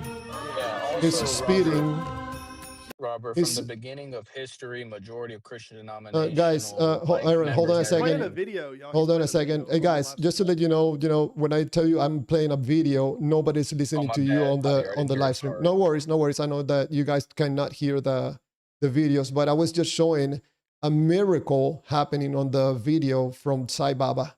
He was spitting a golden egg. Yeah, see it again. Replay it. It's playing right now. See, this is a God in the flesh. He's spitting out a golden egg.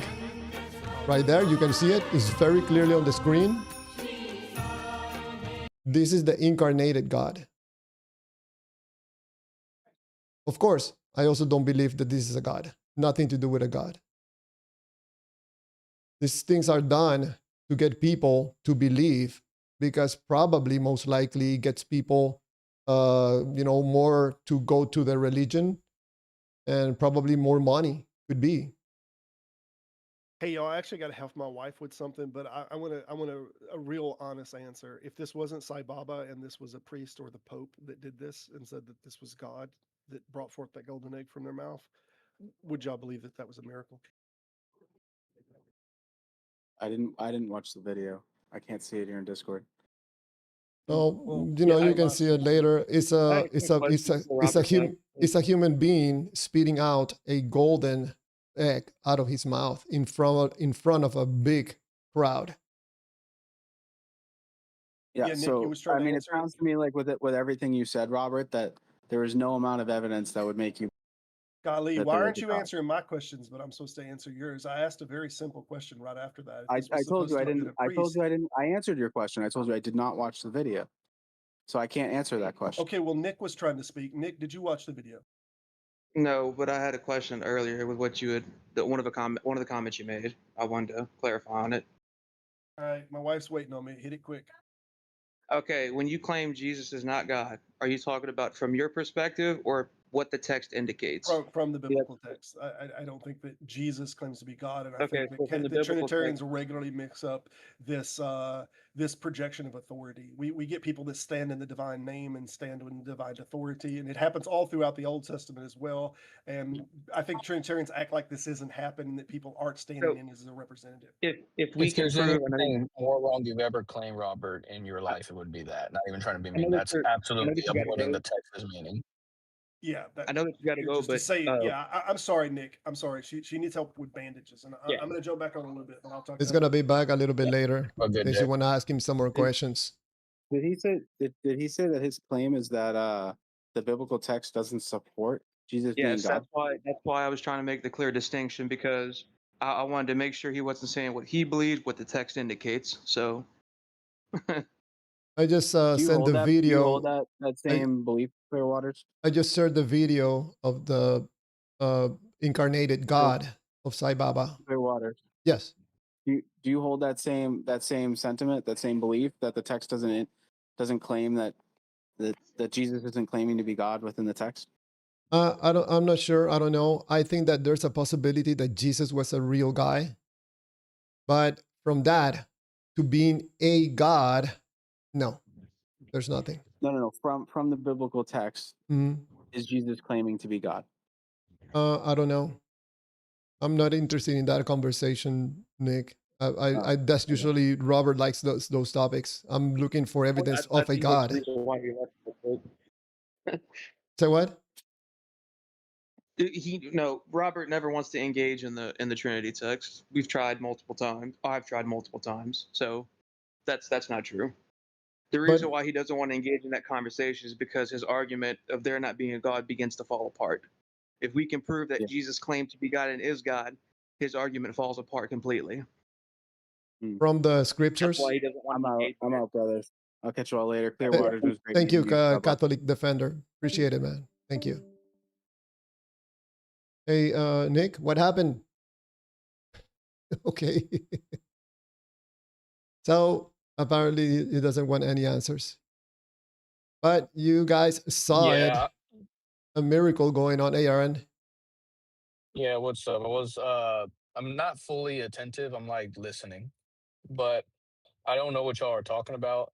But I was trying to tell Robert, which he has an issue sometimes of making, is he'll make assumptions like, oh, well, they don't actually believe Jesus is God. Majority of modern views, or the Eucharist is just seen as bread. That statement is not factual to the majority of Christians, what they believe in history now. Even if you don't care about Javier, now you don't. But is that what the miracle video was talking about? One thing that I noticed from that conversation that just took place here, Aaron, between Robert and the Catholic defender, is that Robert was very respectfully answering questions and asking questions, but that was not the case from Catholic defender, which he was here to correct me if I'm wrong, but he was not. He was trying not to answer all Robert's questions, so that doesn't seem to me that was a real honest conversation taking place. And besides that, it seems to me that Robert um, proved some things, and that's why Catholic defenders stay quiet, trying to look for this information, especially the case of the Shroud of Turin. So I don't think there's a win here from anybody. We're trying to, in case of myself, I'm trying to see if there is any evidence for a God. I'm not interested in the Trinity or no Trinity. I don't care about any of the stuff. I think we're looking for evidence if there's a God out there, which I haven't seen any. So I have One a other, question also, Javier. What would you dictate as evidence? Like, what would be good enough for you? yeah, that's the question that I wanted to respond from. I think it was Catholic defender that asked that question. You know, if God steps in front of me, what do you think? Before I answer your question, which I will answer your question, Aaron. What do you think is going to happen? Do you think I'm going to go into emotional state right there, or I'm just going to stay neutral? What do you I suspect could honestly happen? think I think you may believe it, but you would not ascend to it. Like you would not give your worship to it. I feel like you'd rather not worship it if it was real, even if you believed it was real. Yeah, I think that if God, I don't know, probably or Jesus maybe comes down and he's flying down and stands in front of me and he tells me, Javier, this is me. I'm here. I'll probably be impressed by the flying, but I would ask to have a conversation with Jesus and to explain many things. Like, for example, why did he and his father chose an act of violence to demonstrate love to humanity? It seems to me a very horrible plan. And why the whole game salvation thing? I would have many questions. I don't think I would jump into believing. I would probably think this is the devil or probably an alien taking some other That's what I shape. thought you would say. Yeah. Yeah, so I'll be very cautious. I will not get on my knees and start worshiping without really understand what's going on because I could be being fooled by So, something else that I don't understand. It's very problematic. I will not jump to it now.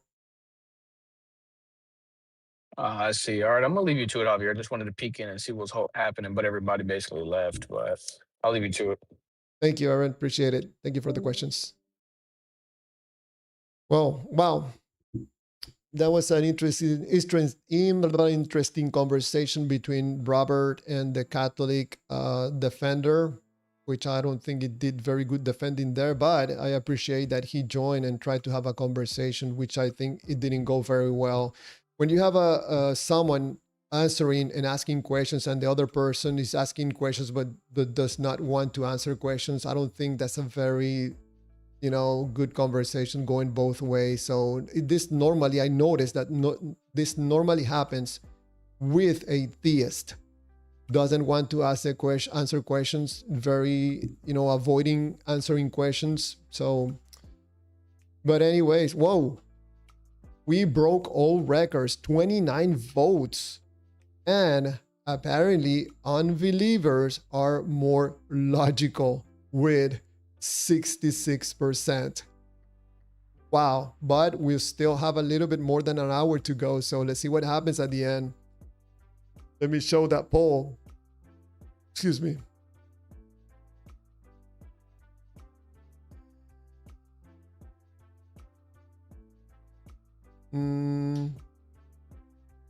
There you go. 66% of the viewers of the live stream think that unbelievers are more logical. So I just show you a video of a flying piece of bread, probably some trick magnetic or something like that. I don't know what a flying piece of bread has to do with a God, all-powerful, omnipresent, all-knowing, timeless God has to do with a flying piece of bread. I don't know. It seems to me that if you think that that's a miracle from the God of creator of the universe, I mean, you have to do some self-talking to yourself, talk to the mirror and have a conversation. What's going on with you? I just show you another miracle from Sai Baba spitting a piece of egg of gold, and many other miracles from him and other incarnated gods.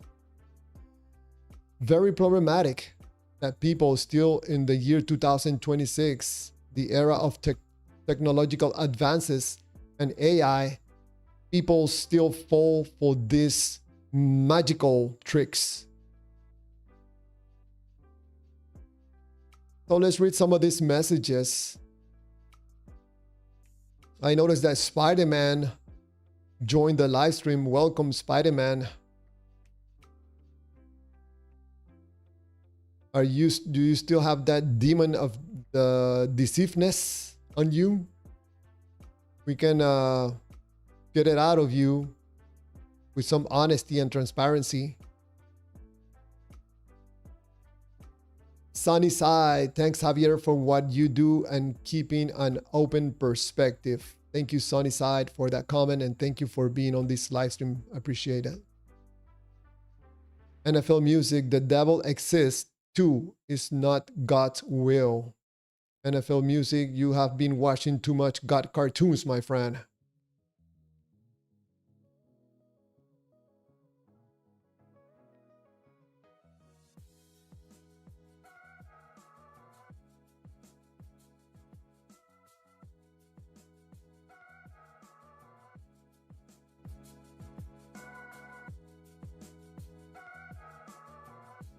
I know MC time.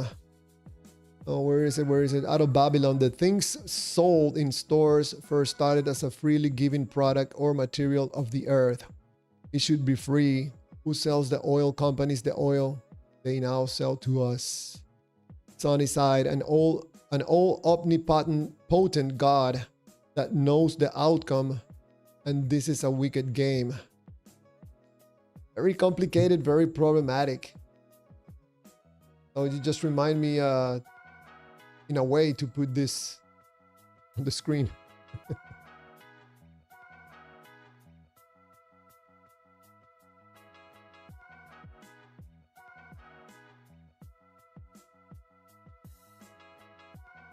Sunny side is asking, I wonder if Christians say AI is the devil. Anything that doesn't agree with their belief is from the devil. You and me are from the devil if we don't believe what they believe. NFL music, AI can be used for God and the devil. You're very involved in this witchcraft thing about gods and spirits and demons. We're gonna get, if NFL continues to join this live stream, we're gonna get him back to honesty and transparency and start asking questions instead of making ridiculous claims about some spirits and some demons and stuff like this.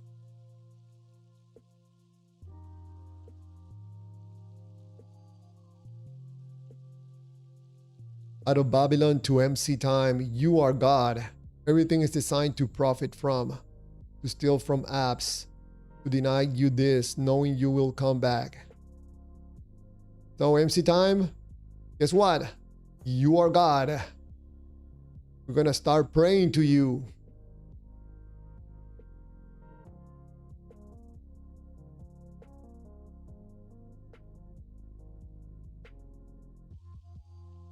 TP seeker to out of Babylon, tax the rich.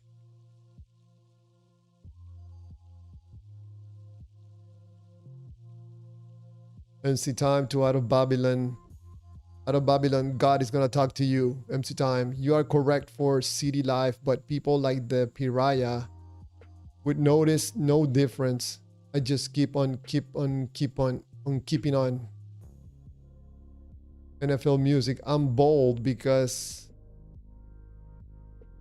I know it's real. I see it. You know because you know. I know.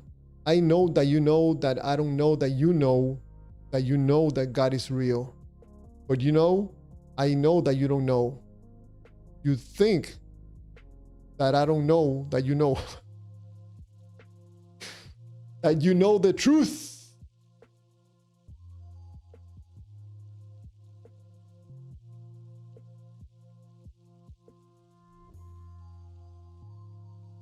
Out of Babylon, the rich are the ones writing the tax laws. No, out of Babylon, I don't. I know that people with money are the most influential people, probably in governments.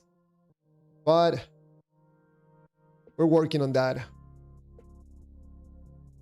Sunnyside writes, it's very hard to overcome a lifelong belief because it becomes their reality.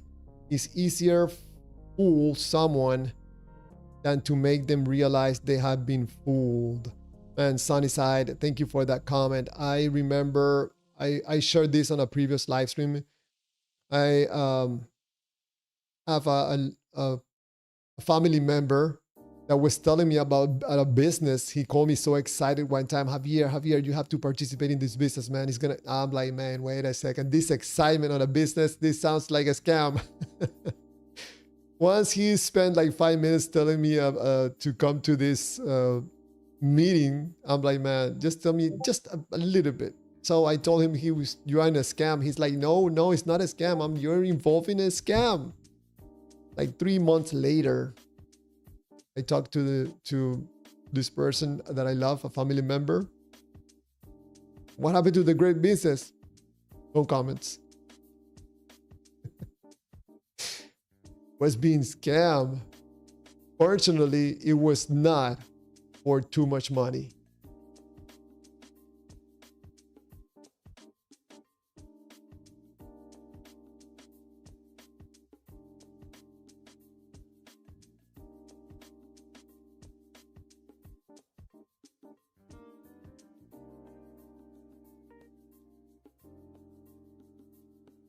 I'm just looking to some of the messages that people are dropping on the Discord. I mean, if you are going to put your life in jeopardy because you want to believe that the God that you believe is real, and I don't think it's a good idea that you're gonna put your trust on what someone else is telling you. I think when it comes to gods, man, I think it will be better to have first-hand eyewitness accounts with the God. I just believe stories from other people. Yeah, I saw it. I saw Jesus. He was flying. I saw him with my own eyes. Trust me, bro. Man, that hurt my throat. Excuse me.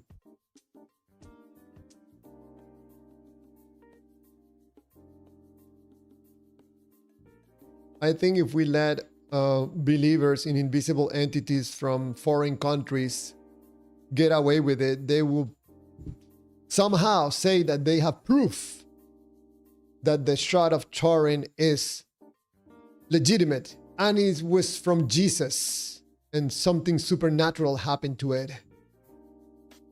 How did they come to the conclusion that it's real and supernatural? Well, because they know. Now, when it comes to gods, I think you have to be absolutely, totally first-hand witness and account with the supernatural God. And if you can demonstrate it to another person, not just say it. Javier, you don't know what you're talking about, Stinky Waters. Last night, God revealed to me. God told me God, show me. Whenever you hear someone saying that God revealed to him or her, or that gave him a message or show him something, they're lying. I'm not going to even say they're probably lying. They're lying. They're probably making money, and they want to influence you into believing that they are close to God and God communicates with them in supernatural ways. The whole thing is a big, humongous lie. No, I'm not falling for this make me feel good in order to believe in an invisible entity from another country. No, thank you. No, I'm not that broken emotionally. I'm broken, but not that broken. So far, what? Almost 2 hours on this live stream, and we have 69% of the votes say that unbelievers are more logical than theists. Ooh.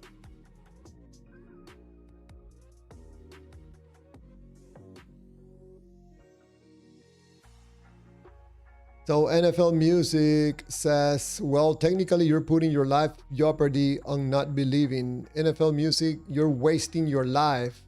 You're way too young, my friend, to be involved in witchcraft.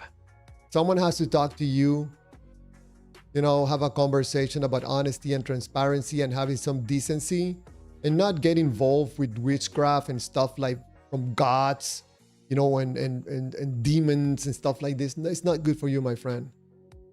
You haven't figured it out, but you will. You will remember this live stream and people telling you, hey, you're involved in a scam. You're just not aware of it yet. Most people that join this live stream that are not believers, they come from believing first.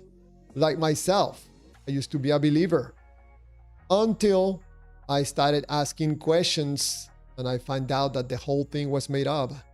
And I was making this, I was producing these feelings in my body with the power of my imagination. Even the supernatural sensations that I was feeling. Somehow, I don't know, I still don't understand it yet. We have something in us human beings that seems to me is a bit magical.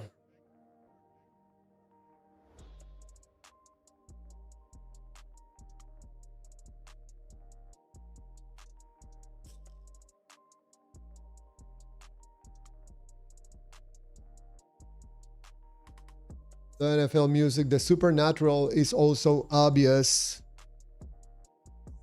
At this point too, is now silly to not believe it. NFL Music, I don't know if you saw the video that I presented about Sai Baba making miracles. So supernatural exists. Watch Sai Baba making miracles. Can't speak, writes. If it was obvious, everyone would believe. Only tiny groups of indoctrinated people believe their specific waffles. Especially flying waffles.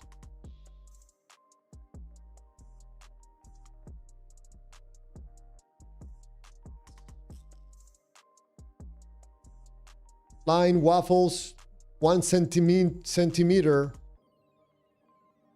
away from the plate.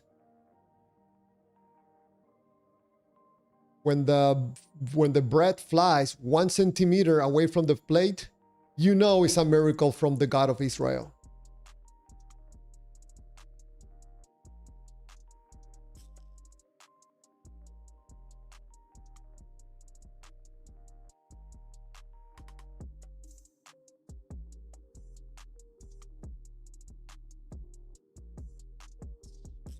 NFL Music, I'm not wasting my life. It's fun being able to do and see supernatural stuff.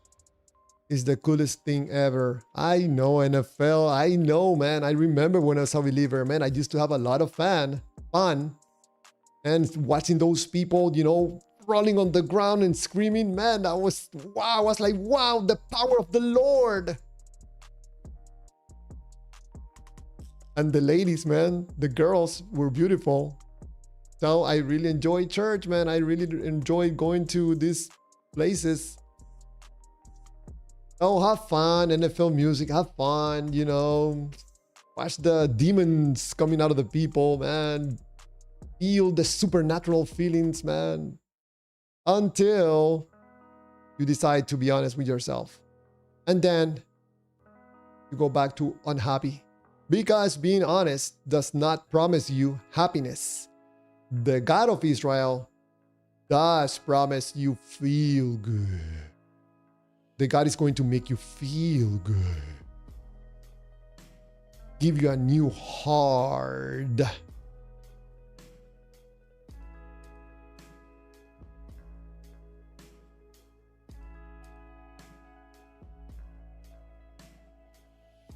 Out of Babylon, right? They have learned to use our fear of death against us. TP Seeker, so why are you whining about society and what your mother did for you since she was manipulated to provide you necessities to out of Babylon? I don't understand still out of Babylon's message. Don't get it. Can't speak to NFL music. You can still see that without lying to yourself about these imaginary things being as real as a hat. As a rat's hat.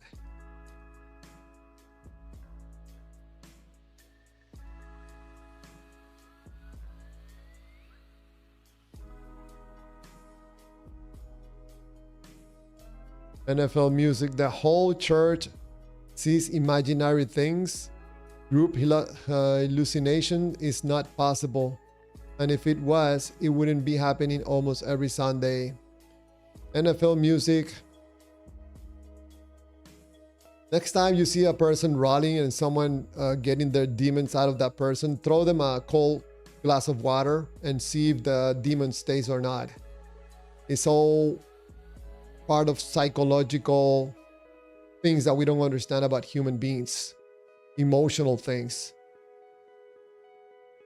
Just remember, all these demon things and getting demons out of people is done at church or some place where they're, you know, praising a god, worshiping a god. One of these currently available gods from all the man-made gods, thousands of man-made gods. So it's called group thinking, NFL music. Group thinking. Group hysteria. You gotta read a little bit about these things.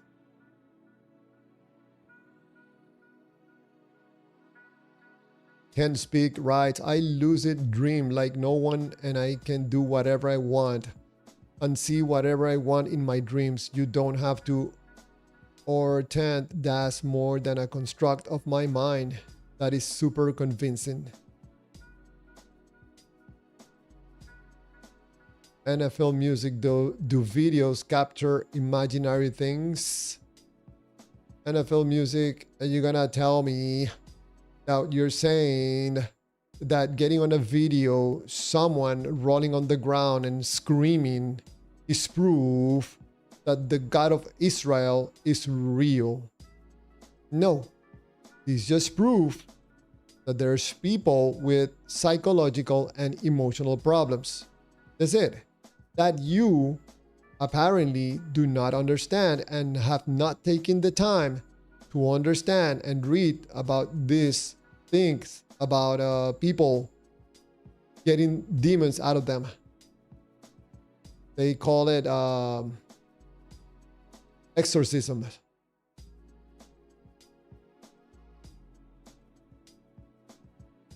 NFL, another test that you can do is start praying out loud and screaming, and then tell someone and scream to them, Jesus is going to save you right now. That demon out of you, get him out of you right now in the name of Jesus. Something is going to happen, and you have to yell a lot, okay? In order to influence emotionally the other person. Especially you can push him on the head or push him on the chest. That's going to startle them.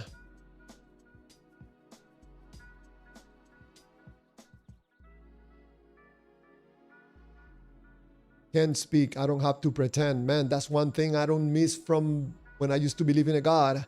I don't have to pretend anymore.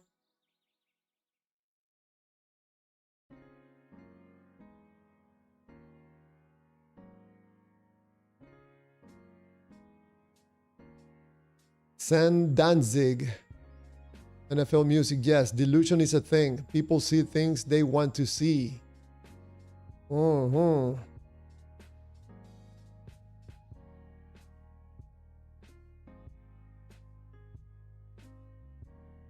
PP Seeker, paranormal, supernatural, ghost, aliens are billion-dollar businesses. Oh man, that is correct. Absolutely correct, man. It's all about the moolah, the big bucks. I'm gonna open another channel and I'm gonna call it God's Clear Waters, God of Israel Clear Waters, and I'm gonna be making the big money. I'm back, by the way. And Robert, that was a very nice conversation there, man. Was it? Where'd everybody go? Hold on, let me.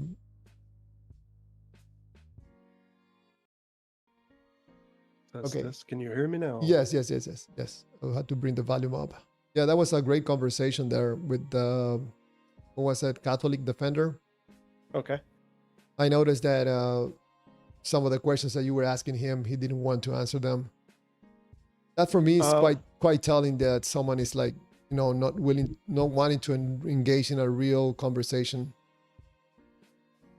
Yeah.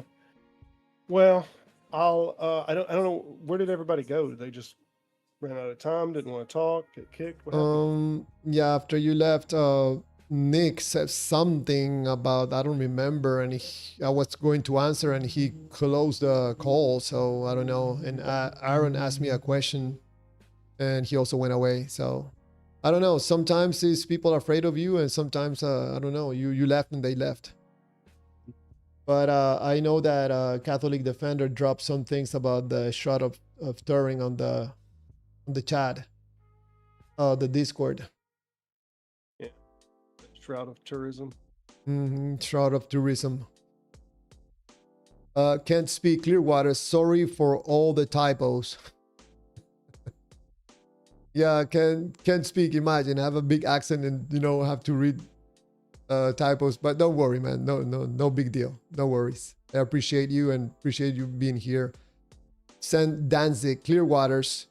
There's no convincing NFL music. He's too far into the cult to listen to reason.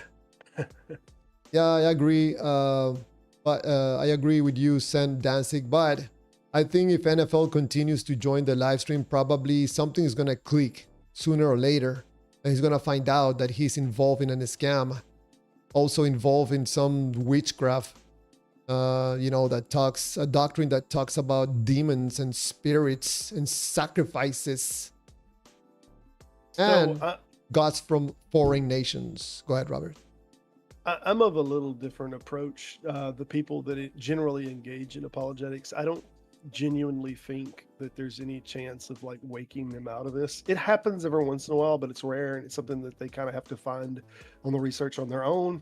But I think the reason that I engage with apologetics on this is for people to see they're not them, the outside viewer looking on, to see how the mind works in engaging in this, and how there's an affinity to almost have excusegetics. Like when something begins to fail, they double down in faith positions and whatnot, rather than a logical position. So I generally do it for the onlooker, not for the individual that I think is going to deconvert, so to speak. I think you did a great job at doing that exactly, because by engaging in this conversation that I would not engage myself, and I think that's why they flew away, because I told them that I was not interested in engaging in a conversation about Trinity and stuff like that. I was just waiting for some evidence for a God. So I think you did a great job there. I'm not able to do that. I'm not willing to engage in this type of conversations. But saying that, I think that what you did there sends a very clear message that some of these believers, I mean, they're doing it for some other reason. It's not really because of some evidence about a God or something like that. And the best way to do it is by engaging in their same conversation. Yeah, so you noticed in some vocabulary earlier that you were told that that's an external critique, not an internal critique. This is something that goes on in apologetics all the time, that they try to maintain an internal, consistent framework. And if they say what they're suggesting is internally consistent, then they're building a logical framework. But they distinguish the difference between internal critiques, the critiques of the belief and how it aligns to textual analysis or whatnot. These are internal critiques, whereas from the outside perspective, saying, you know, that this is a piece of bread, for example, which every obvious person would look at this and say, you know, this is a piece of bread, but they see this as no, this is the body of Christ. And they would, to use to prove that, they would use some interpretation of a text to say that that's what it means. So they're only looking for internal consistency, and internal consistency critiques external stuff that might be evaluating, like, how would you know, other than this text and your interpretation of it, how would you know this is the body of Christ? That's an external thing. So what does the flying piece of bread flying 1 centimeter from the plate has to do with a God of the universe? I mean, if it flew probably 1 millimeter instead of 1 centimeter, was that done by God or maybe a trick? Maybe the 1 centimeter mark is how people are able to tell that this is God doing this magic trick. Or if you listen to their internal consistency, you never even needed to levitate for it to be a miracle. Just by virtue of it no longer being the bread, it being the body of Christ. Good point. This is already a miracle. But if they do something like this, they generally do the argument that it's the body of Christ when it goes into your mouth, right? Because if they say right now, oh, that's the body of Christ, then a non-believer goes up there and tastes it. It tastes like bread. Oh, no, that's a problem, you know? I remember when I used to take this piece of bread and put it on my mouth at church, the mass, man, I would feel like, I don't know, like special. I felt like, I don't know, there was some feeling once you put that bread on your mouth, like you feel like someone important, But of course, it was everything on my mind, my imagination, me producing those feelings. I find that conversation quite interesting, and this part about the internal and external thing, I never heard of that before. But of course, for anything that I don't understand, even if I'm an ignorant person or whatever they're talking about, does that prove that the God of the Bible is real, the God of Israel? So, yeah, it doesn't. But to give you a primary example of internal consistency, the argument can go like this: up is down, left is right, in is out. And then when I make a statement like I get down, or I walked in the house to get to mow the grass, based on their framework, all of this is internally consistent because they've decided or defined inside of the framework that up is down, left is right, in is out. So by them saying I get down means I get up. So yeah, internally this is all consistent. It's just that externally from the outside, no, that's the wrong word. That word doesn't mean what you think it means. And all of this, external framework that says, that does not make the blood of Christ. Just because you've read it in a text doesn't make it so. But who came up with this? Because I never heard of this before. Is this something like new that some believers created, old. like to make it sound more smart or something? No, it's critiques. So there's internal framework critiques and external framework critiques. So if you're making a proposition, it doesn't have to even be about Christianity. You can do like so what is it? Not a sophist, but you can do consciousness. That the most fundamental thing is consciousness. I'm trying to think what this is called. It's a non-materialistic idealism. So like Berkeley idealism or some other form of idealism. And then you can say, give all the concepts of idealism, that there is no physical matter, that it's a projection all inside of consciousness. There's no need to posit that there is an actual physical reality. And as long as you're internally consistent, they can say, well, it's internally consistent.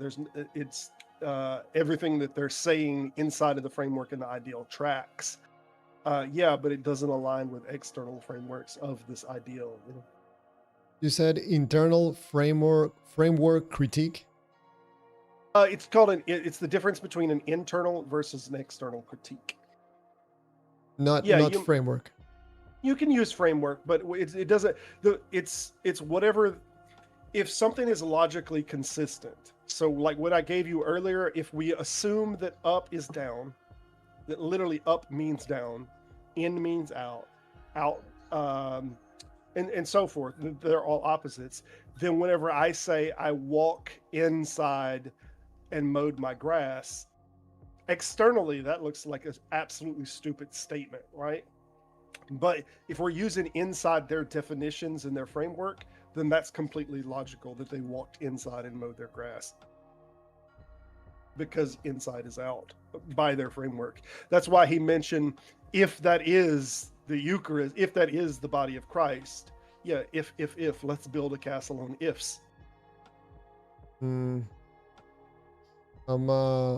looking for the definition. An internal critique evaluates an idea, text, or theory based on its own stated rules, logic, and consistency. An external critique judges a system using standards, values, or evidence from the outside. So in this case, Catholic Defender was saying that what I was saying about the piece of bread was an internal critique. No, he was saying it was an external critique, because you kept calling it a piece of bread. So you're already writing it off as it is what the external consensus of humanity would say, that's a piece of bread. But internally, inside of his framework, that's not a piece of bread. That's the body of Christ. And that's their ideal. I would even say they have strong biblical backing on that, to be honest. So he thinks that by me calling it a piece of bread, I'm wrong. I should be calling it Correct. the body of Christ. He doesn't think it's a fair assessment of the logic that then follows, because you're assuming that your external framework, that this is what it looks like, a piece of bread, is the case. Whereas he thinks that if you're just evaluating his internal, like he thinks this is getting a weird and abstract conversation, I'm sorry to say. But yeah, he thinks it's the body of Christ. He wants you to approach it as if all the assumptions that he's built into the proposition are true. So when I shared the video, Sai Baba doing that miracle, apparently I share it on the Discord. He didn't want to see the video. If he critiqued that video saying, no, that's not really a miracle, that would be an external critique. Yes, that would be. Well, depending on the law, like he knows that inside of the group that is the Sai Baba followers, they fully believe that is, and that this is totally logical with the miracles that Sai Baba does.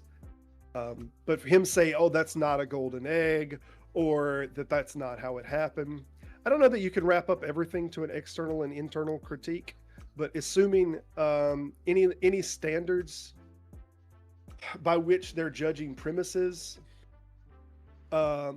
if you're assuming those premises are not true to start with, then that's kind of it's an external critique. Whereas if you're saying, okay, all things being equal, let's assume every part of your propositions that builds your final statement is true, then is it logically consistent that your final statement is true? Yeah, sure. So if I say a color like let's say yellow and red, I can't remember what the hell yellow and red makes, but let's say yellow and red makes green, and we know this just from our observation on it, but inside of his internal framework, yellow and red makes blue, right? As long as he has an internally constantly consistent model on how all the colors correspond to a mixing ratio that would create that color, then he could say it's logically consistent to say that red and yellow make blue. Does that align with the external framework that we observe on day-to-day basis? No, it doesn't. So, would it be a fair assessment if I call this being ridiculous? I don't know. I don't know. It's like you're not accepting my view or my framework. So what you're saying is wrong because you're using words that I don't accept. Yeah. Sounds to me So- more like it.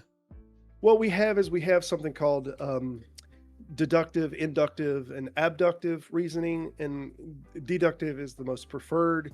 So we can make deductive statements that lead us to a necessary conclusion, assuming that the deductive statements are true. So if I say something like, I'm trying to think what the classic example is.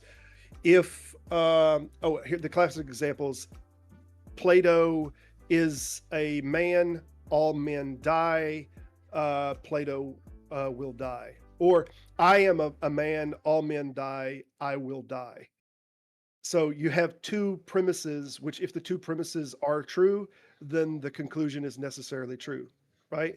So if you say, I am a man, I fit into the category in the set that is man, all men die, then you conclude I will die. But if something fails in the premise, then the conclusion isn't necessary. So you can do like the ancient alien show writers used the example. They said, I'm trying to think of the name of that mountain, Pinaku or whatever the hell the name of the mountain is. They said, that the stones on that mountain were made of granite and pyrite, right? That's premise one, granite and pyrite. Humans were not able to they didn't have the tools to cut granite and pyrite. Therefore, some other beings had to cut those stones. So this is premise one. Premise two leads to a necessary conclusion, right? You'd agree, hopefully, with the premise, if the two premises are true, that the stones are made out of granite and pyrite, and they've been cut into these shapes, right? And premise two, humans didn't have the tools; they weren't able to do that. If we can agree with both premises, then we'd say necessarily someone else cut those stones. The problem is if one of the premises fails, so when we actually do the testing on the stones, they're not actually pyrite, they're redstone. Humans could cut redstone. So now one of their premises are false, so they don't have the necessary conclusion. It's not correct. They built on a false premise. Wow. Interesting. So just taking that conversation a little bit apart, I don't know, it seems to me that several times Catholic defender was trying to somehow like a gotcha or shutting you down. Like, what's wrong with you, Robert? I don't understand why some believers do that. I don't know what do you get from Catholic defender doing that, or you think that he was trying to achieve something, because I never heard something that was convincing or something. Yeah, there's two types of things. I guess you can do appeal to appeal ad populum is the Latin, so it's appeal to the populace. So if the majority of people believe it, like you could do the come on now, most people believe this. So as if like that somehow built the foundation that this thing is true because the majority believed it. Or you could do some kind of an argument we call the appeal to the stone argument, that is just like this thing looks like it's obviously the case. It's an appeal to intuition, but there's no way to like logically build the premise that comes to that necessary conclusion. So that seems like he does that a lot, I think, and I see a lot of people do that because they don't know how to articulate, or they don't know how to like premise one, premise two, therefore necessary conclusion, and then have those premises challenged. It seems to me that, I don't know, at least on my experience doing these live streams and having conversations with some believers and participating in some debates, it seems to me that normally, okay, just saying that in the case of theists, it's like a game. They want to take you into a spot, take you, you know, submerge your head down until you cannot breathe anymore. You lose the game. So they engage in a type of conversation or topic and try to take you down that route until you don't know what to say. Yeah. So it's not about proving that God is real or there's a God out there. It's about their being more smart or more intelligent and proving it to you and to anybody else. So yeah, that's why in my case, I have not very much patience for debates. Yeah. Unfortunately, I mess with them a little bit, but I try to always keep in mind it's not for the interlocutor; it's for the audience that are seeing it. But a little bit of the tactic that you're talking about, we generally refer to this tactic as the Gish Gallop, is the Gish Gallop tactic or the Gish Gallop argument. And the Gish Gallop basically goes, we bombard you with multiple different propositions that it would take you too long to debunk every individual proposition. So conspiracy theorists will do it all the time. So I might take the proposition that the government is against you and then start with, well, how do you explain that the frogs are gay? And while you're looking into and trying to explain like what's actually going on with these studies, well, well, how do you explain the chemtrails? You know, how do you explain this person not saying that we landed on the moon or saying that we didn't land on the moon? And then they just keep bombarding you when each and every one of those claims has to be looked at a much higher resolution and understood. But they just keep firing off blanks and thinking that they're winning the war because we haven't had the time to evaluate every individual claim. So this happens a lot. The Gish Gallop tactic happens a lot in apologetics. And you'll notice that when we're really hammering down on a subject, there comes this kind of red herring thing that, hey, let's get off that subject. Hey, what about this? Have you seen this video? Yeah. So if we're talking about the Shroud of Turin and the earliest documentations of it, there's, you know, we'll have this veer off into some other subject that doesn't have, we never got to the bottom of this particular subject to see how problematic it was. I'm glad you did your best to stay in one topic and to insist on getting an answer on a question. So that was good. You didn't fall for the you know, taking you to another topic without answering the question for the first question. So that was really good. I noticed that people on the chats are talking about Santa Claus.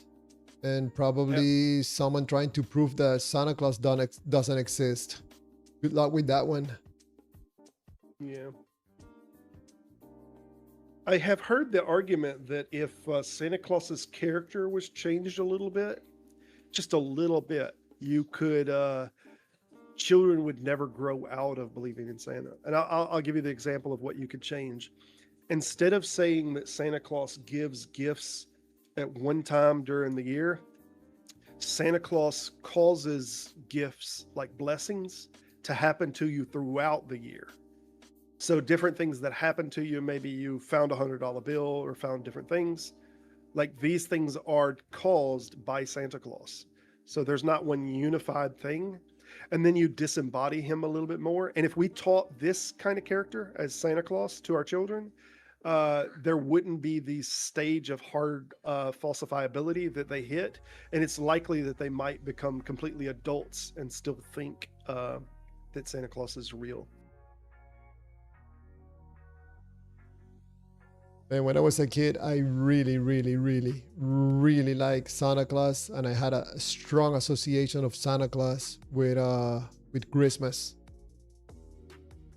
Strong, very strong. So when I started to find out that Santa Claus was not real and it was my parents bringing the presents, I was like, man, are you serious? This cannot be. First thing that I was like, man, something is wrong. It's like we don't have a chimney. Yeah. I'm like, something's not right. So what about this question that also is brought up many times on conversations between theists and unbelievers? Where did God come from? A theist would normally say things like everything that begins to exist needs a cause. The universe begin to exist, therefore it needs a cause. The God of Israel is the cause of the universe.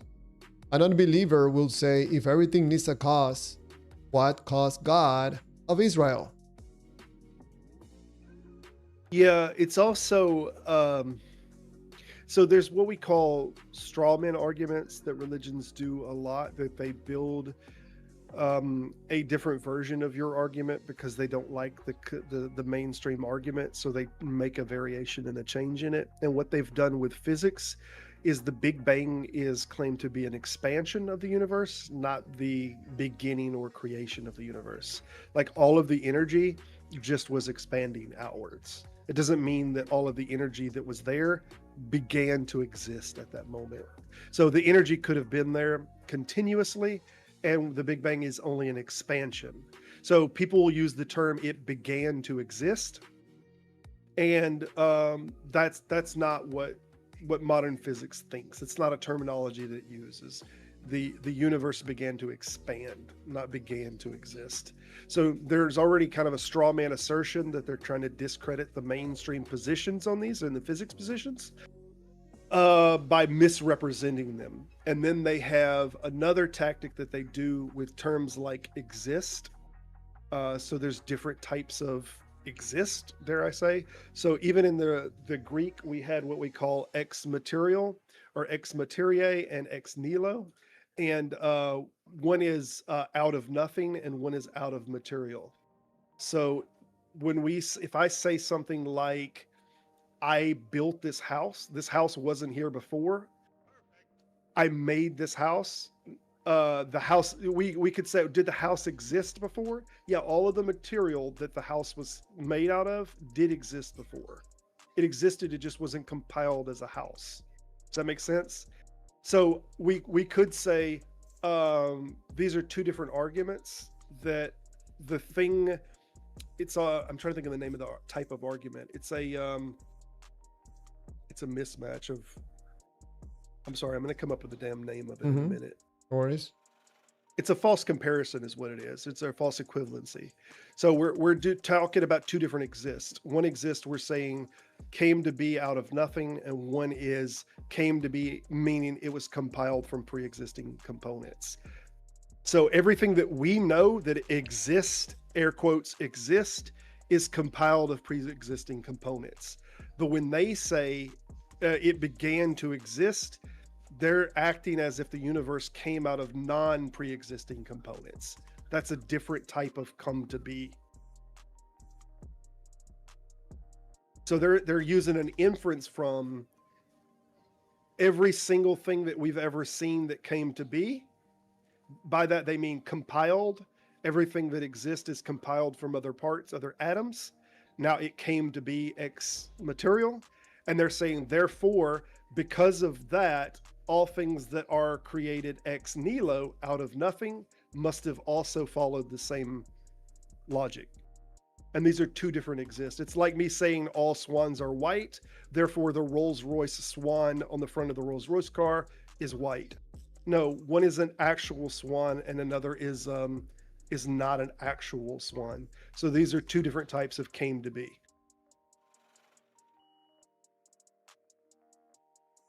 Wow. Great explanation. Hopefully that was trackable. I'm gonna bring up, there's 30 more minutes until we finish the live stream, and for now the poll, who is the more logical, 70% unbelievers. Interesting. 33 votes. That's the most votes on a poll, as far as I remember. So the point number 3, conversation between theists and unbelievers, who is more logical. I came up with which God. Theists would say things like something created the universe, therefore God exists. Unbeliever, even if I accept that something caused the universe, how do we get from that conclusion to the God of Israel? It's a big jump, isn't it? It's a huge jump. Yeah. How did the character named God in the book jump out and created the universe and get back on the book? Yeah, I was meaning it's a like if a thing exists, you know, compared to the thing exists how I defined it or how this book defined it. Like these are two extraordinarily different claims. This is what we call the philosopher's God. They'll do the argument from the philosophy side and say necessarily there is this non-contingent thing, right, that is not contingent on anything else. And they'll try to establish this argument, which I think they really can't establish, had to have any kind of consciousness. But even if they established it, like as Christopher Hitchens used to say, all of their work is ahead of them to try to associate that to their God, like that it's the God of Israel, that this God that 2% of the global population believed before Christianity came along, you know, that one got it right.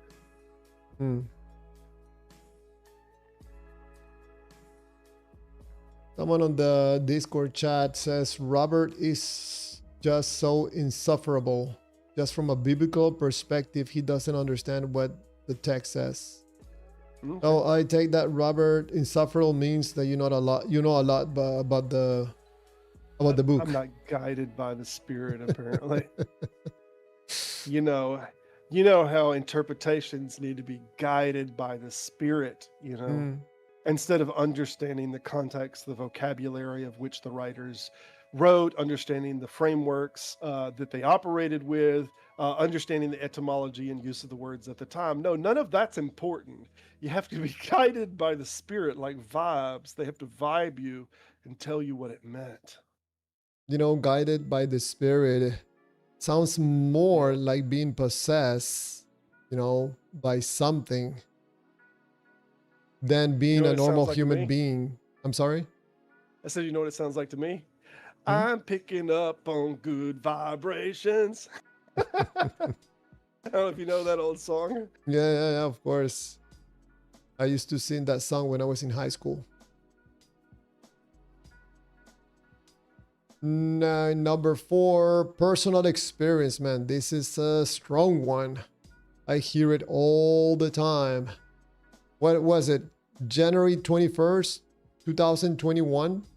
Diva? Yeah. When he got the Holy Spirit, he has said it so many times that I still remember. Personal experience. Theists normally would say, I experienced God, so I know God is real. Unbelievers normally will say, I don't doubt that you experienced something, but how do you know the experience was caused by God, especially the God of Israel?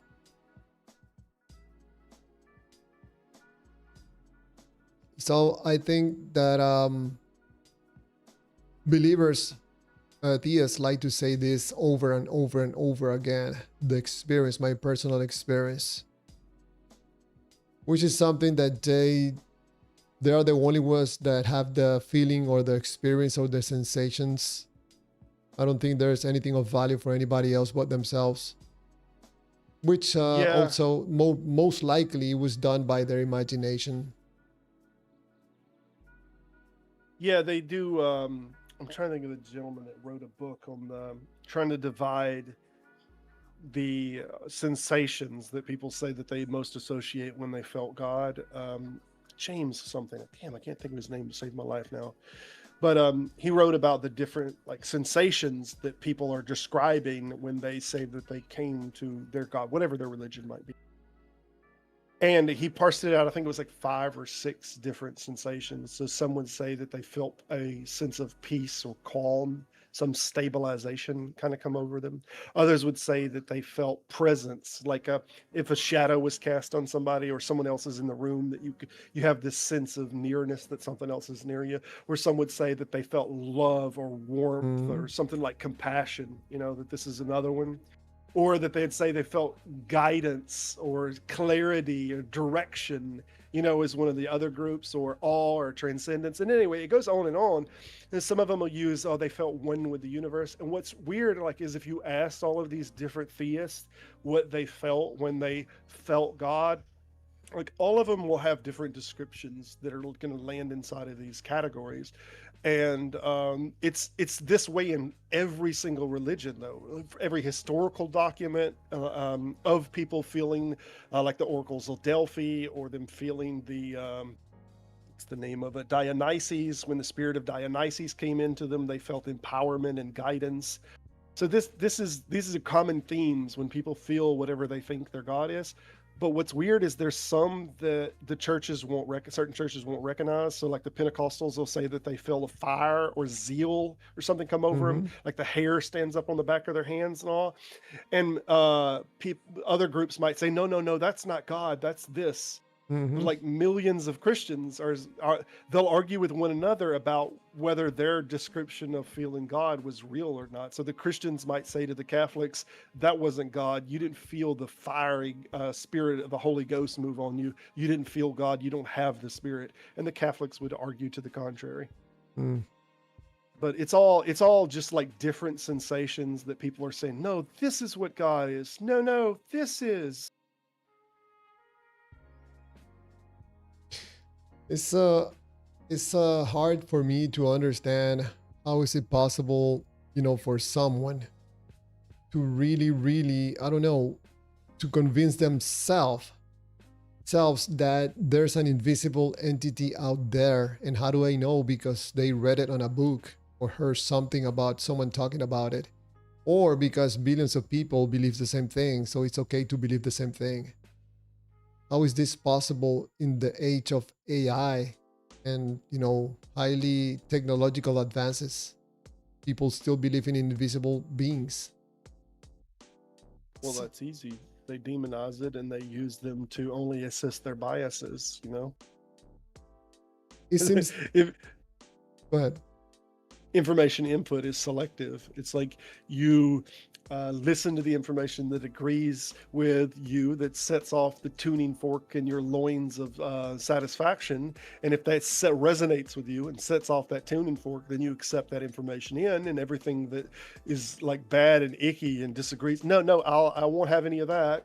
That information's not true. That's false. That's a lie. That's from the devil, so forth and so on. It seems to me that there are three aspects where you can take really good advantage of presenting a God. For one is making money. Number two is influencing people. I don't know, associating themselves with God. And the third one, with people that are not making money with God, probably they get a sense of importance talking to someone else about the most powerful being in the universe being your friend and your protector, and sure, the being that loves you. It gives a sense of importance and meaning in their life. There's nothing else. No God. Nothing that resembles a God. Nothing that they can present a God. And this stuff about the archaeological findings and the 500 witnesses, there's nothing in there. Nada. Yeah. Well, keep in mind that there are some people that hold some premises in a way that it truly and literally gives their life meaning.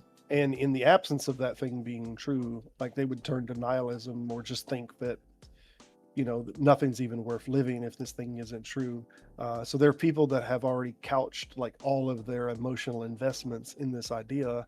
And there's this kind of sunk cost fallacy that's going on, that they've already put so much time and energy and framework, and like they have relatives that they love that are in heaven, that they're going to see again. And like all of these investments that they've made in their mind in these subjects, that to even entertain that this thing might not be true is it's damaging to them emotionally in a way that they don't know how to handle it. Good point. Let me bring point number 5 before the live streams ends in 20 minutes. Point number 5 was you cannot prove God doesn't exist. Did I read that right? Yes, you cannot prove God doesn't exist. Theists will normally say you cannot prove God doesn't exist. Unbelievers would say, I cannot prove the non-existence of something you haven't proven exist. Yeah, you can't disprove a universal negative. It's not possible. That's why, and like they knew this even before Socrates. They knew this before Xenophon. They knew they had this onus probandi standard from the Greek for a very, very long time, and all philosophers even back then was in agreement that the onus probandi was on the individual making a claim in the affirmative, and the reason that what the onus probandi is what we call the burden of proof. So if an individual makes a proposition in the affirmative, this thing is, this thing happened, this thing exists, then the individual that is doubting it and saying, hey, we need evidence to hold that proposition, it's not their responsibility to prove that it isn't the case. It's the responsibility of the individual that makes the claim in the affirmative that the thing exists. And the reason that this is because if you think about information inside of a circle, if you draw a circle on a piece of paper and let's say everything inside of the circle represents everything that we know, literally everything that humankind can know, and then we draw a dot outside of that circle and we say this is something that is outside of the human knowledge, and we make propositions of these things that are outside of the human knowledge, can we disprove any of those propositions that are outside of the circle? And the answer to that is no, it's not possible.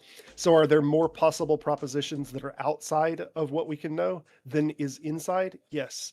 There's an infinite amount of things that can be claimed, but there's only a finite, or an infinite amount of things that can be claimed that are not true, but only a finite amount of things that can be claimed that are true. Subsequently, if someone makes the proposition that a thing exists, they should have ran into something in some way that demonstrates it to them that it is true, and they should be able to demonstrate that. The onus probandi is actually what we base our American legal system on. So if someone says you broke the law, they're making a claim in the affirmative for you breaking the law, and they have to prove that you broke the law. We don't have to prove that we didn't. So the affirmative proposition is always left with the burden, and they're claiming there's a God, they're claiming there's a unicorn, there's a magical puppy, anything like that. You're making the affirmative proposition.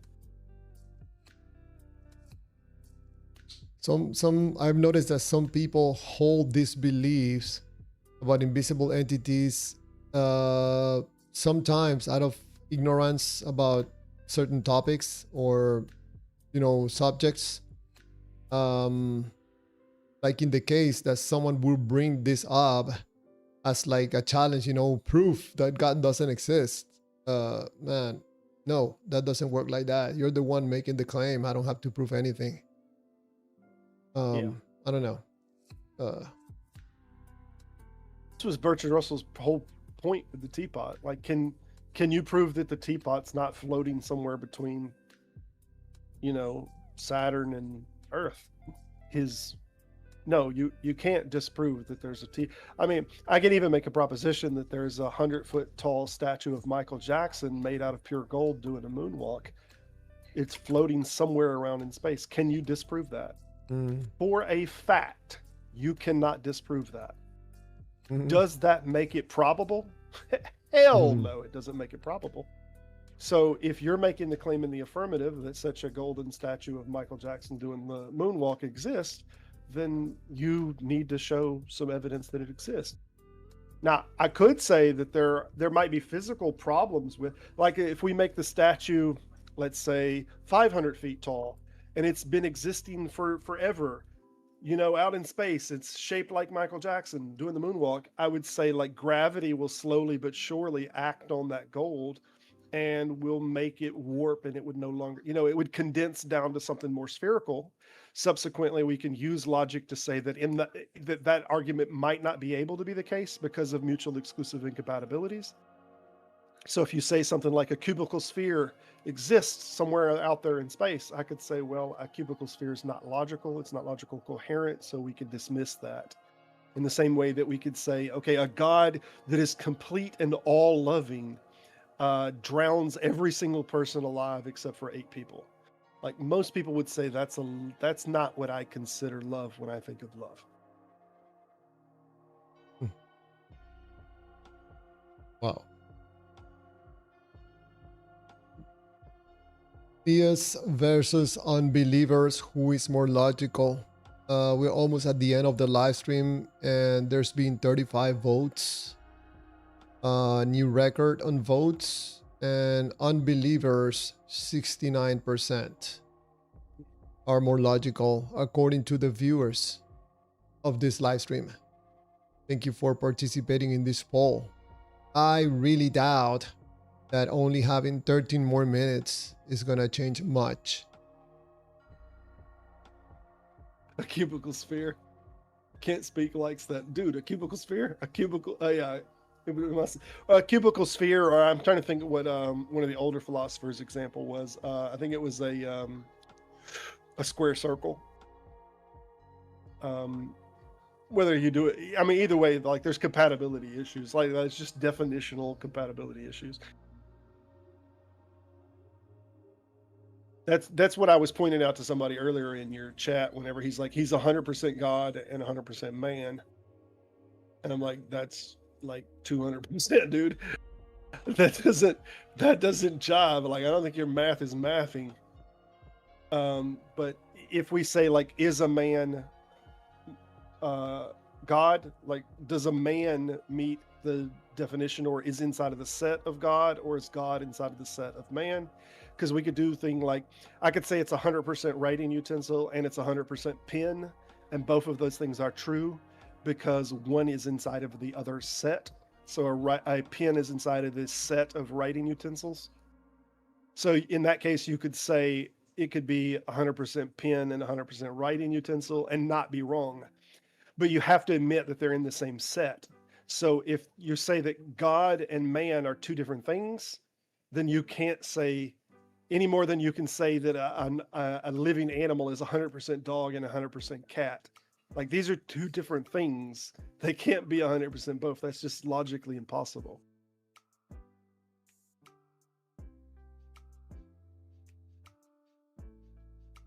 NFL music, man, you're by yourself almost against all these unbelievers. You're giving them a headache with all these crazy beliefs in demons and spirits. NFL music writes, just cause people are dumb don't mean Christianity is evil or fake. Yeah, I agree with that statement.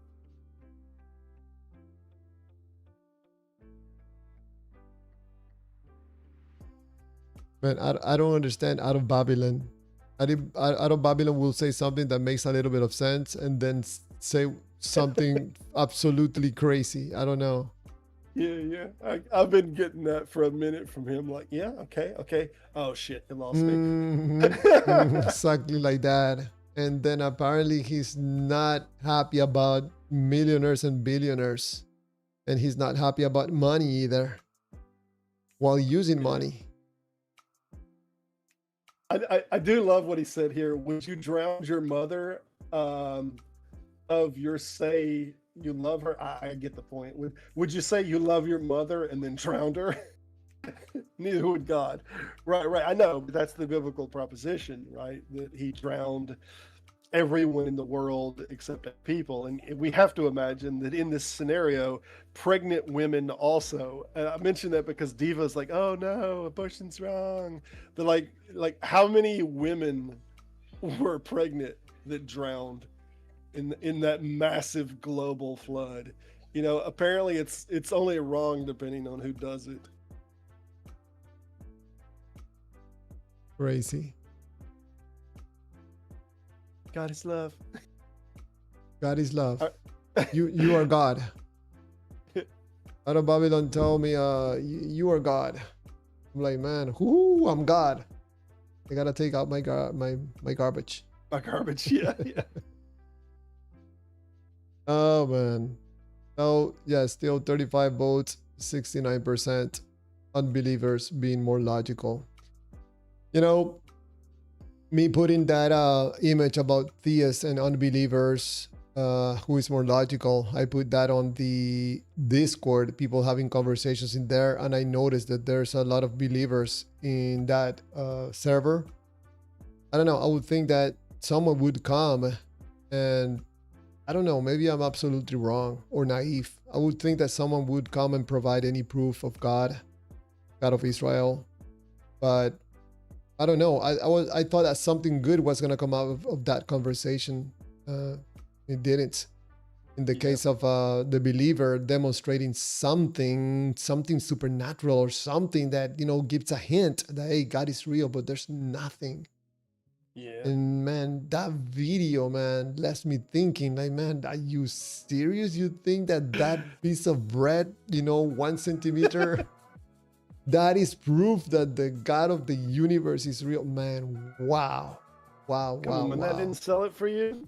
And I do could, the trick. yeah, I continue playing the video. I'm waiting because I saw the piece of bread going up like 1 centimeter. I'm like, man, that's not it. No, I thought it was gonna be something like undeniable, something, I don't know, the piece of bread flying around or something. But no, you told me that, Javier, that's it. I'm like, man, that's it. I remember when my grandpa did the rubber pencil trick, right? I don't know if you know the rubber pencil trick where you wave it back and forward and it looks like the pencil's rubber, right? It's just an illusion of the eye. Yes. Or you do the disconnecting finger trick, right? And you slide the finger off and slide it back on. Oh wow, it's really impressive. It's a little tyke. That what we just saw there was only slightly better than the rubber pencil or the finger that you take off and reattach, right? Nice. That was only slight. It's nowhere near like David Blaine hovering over what is it, Las Vegas, right? Hovering over one of the buildings of Las Vegas. There's no helicopter or anything up above him. We get these good hovering shots of David Blaine. Like, how the hell is he doing it? This is super impressive. But we know it's a trick, right? That's the whole point of magic. We know that this is illusion. That they're the first thing that came to my mind when I saw the piece of bread, moving up like that, it immediately reminded me of a store that we have in a mall here. There's a store that has a lot of ornaments and stuff that is magnetic, like a world, flying in the air, or a piece of can, or there's a lot of different things. It reminded me immediately of one of those things.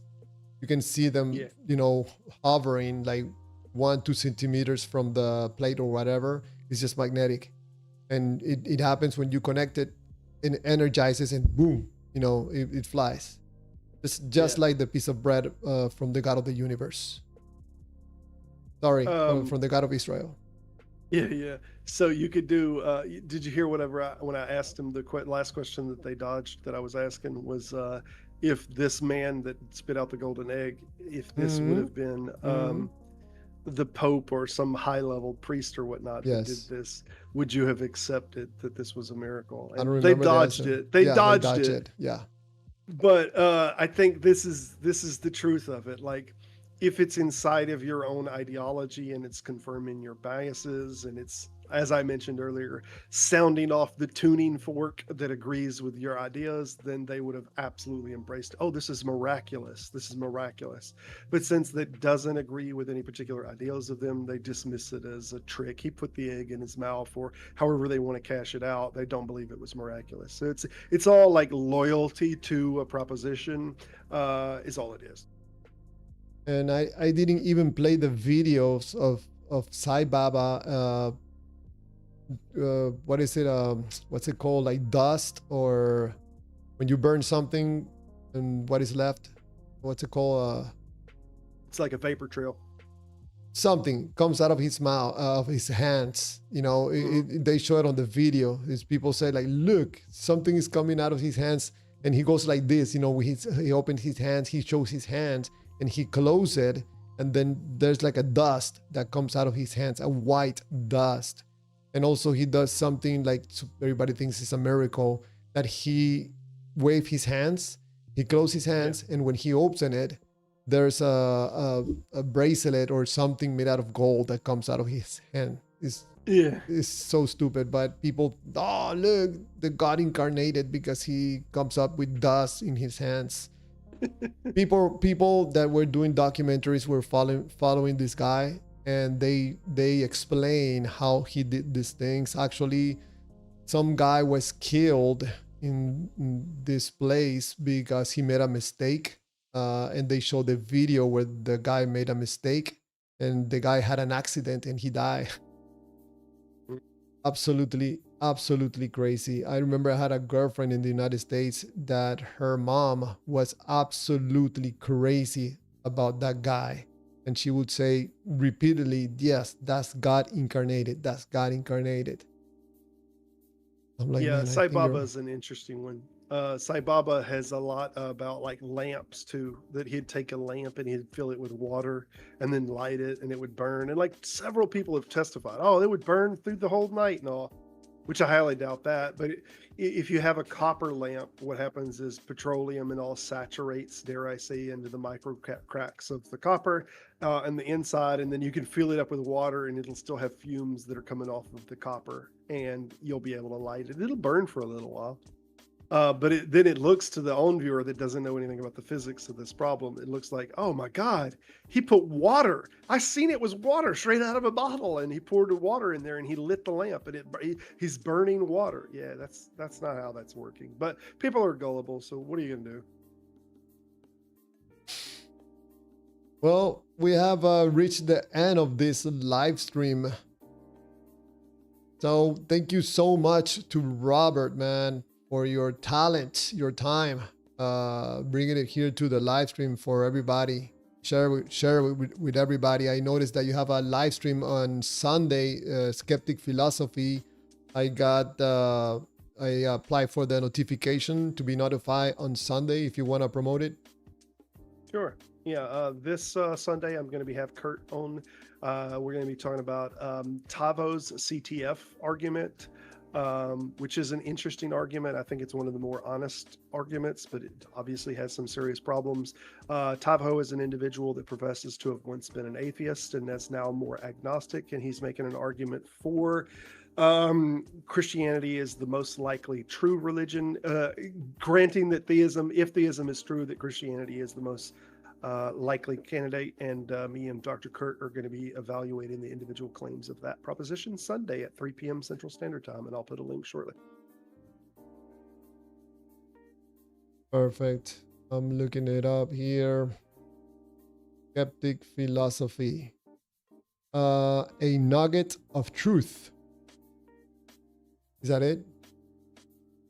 Yeah, it says a nugget of truth or more owl pellets.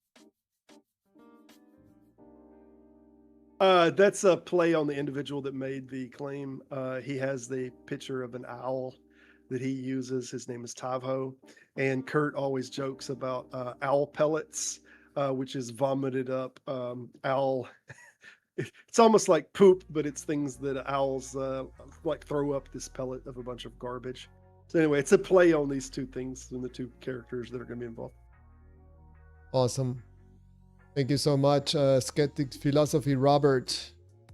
Awesome. And thank you, everybody, for participating of this live stream. The poll at the end, 36 votes, 69% unbelievers. Who is more logical? Unbelievers. So thank you for participating also for the poll. Thank you, everybody. Appreciate it, man. Yes, appreciate you. Thank you, Robert. Thank you, everybody. Have a great night and have a great weekend. We'll see you again on Monday. Have a good one.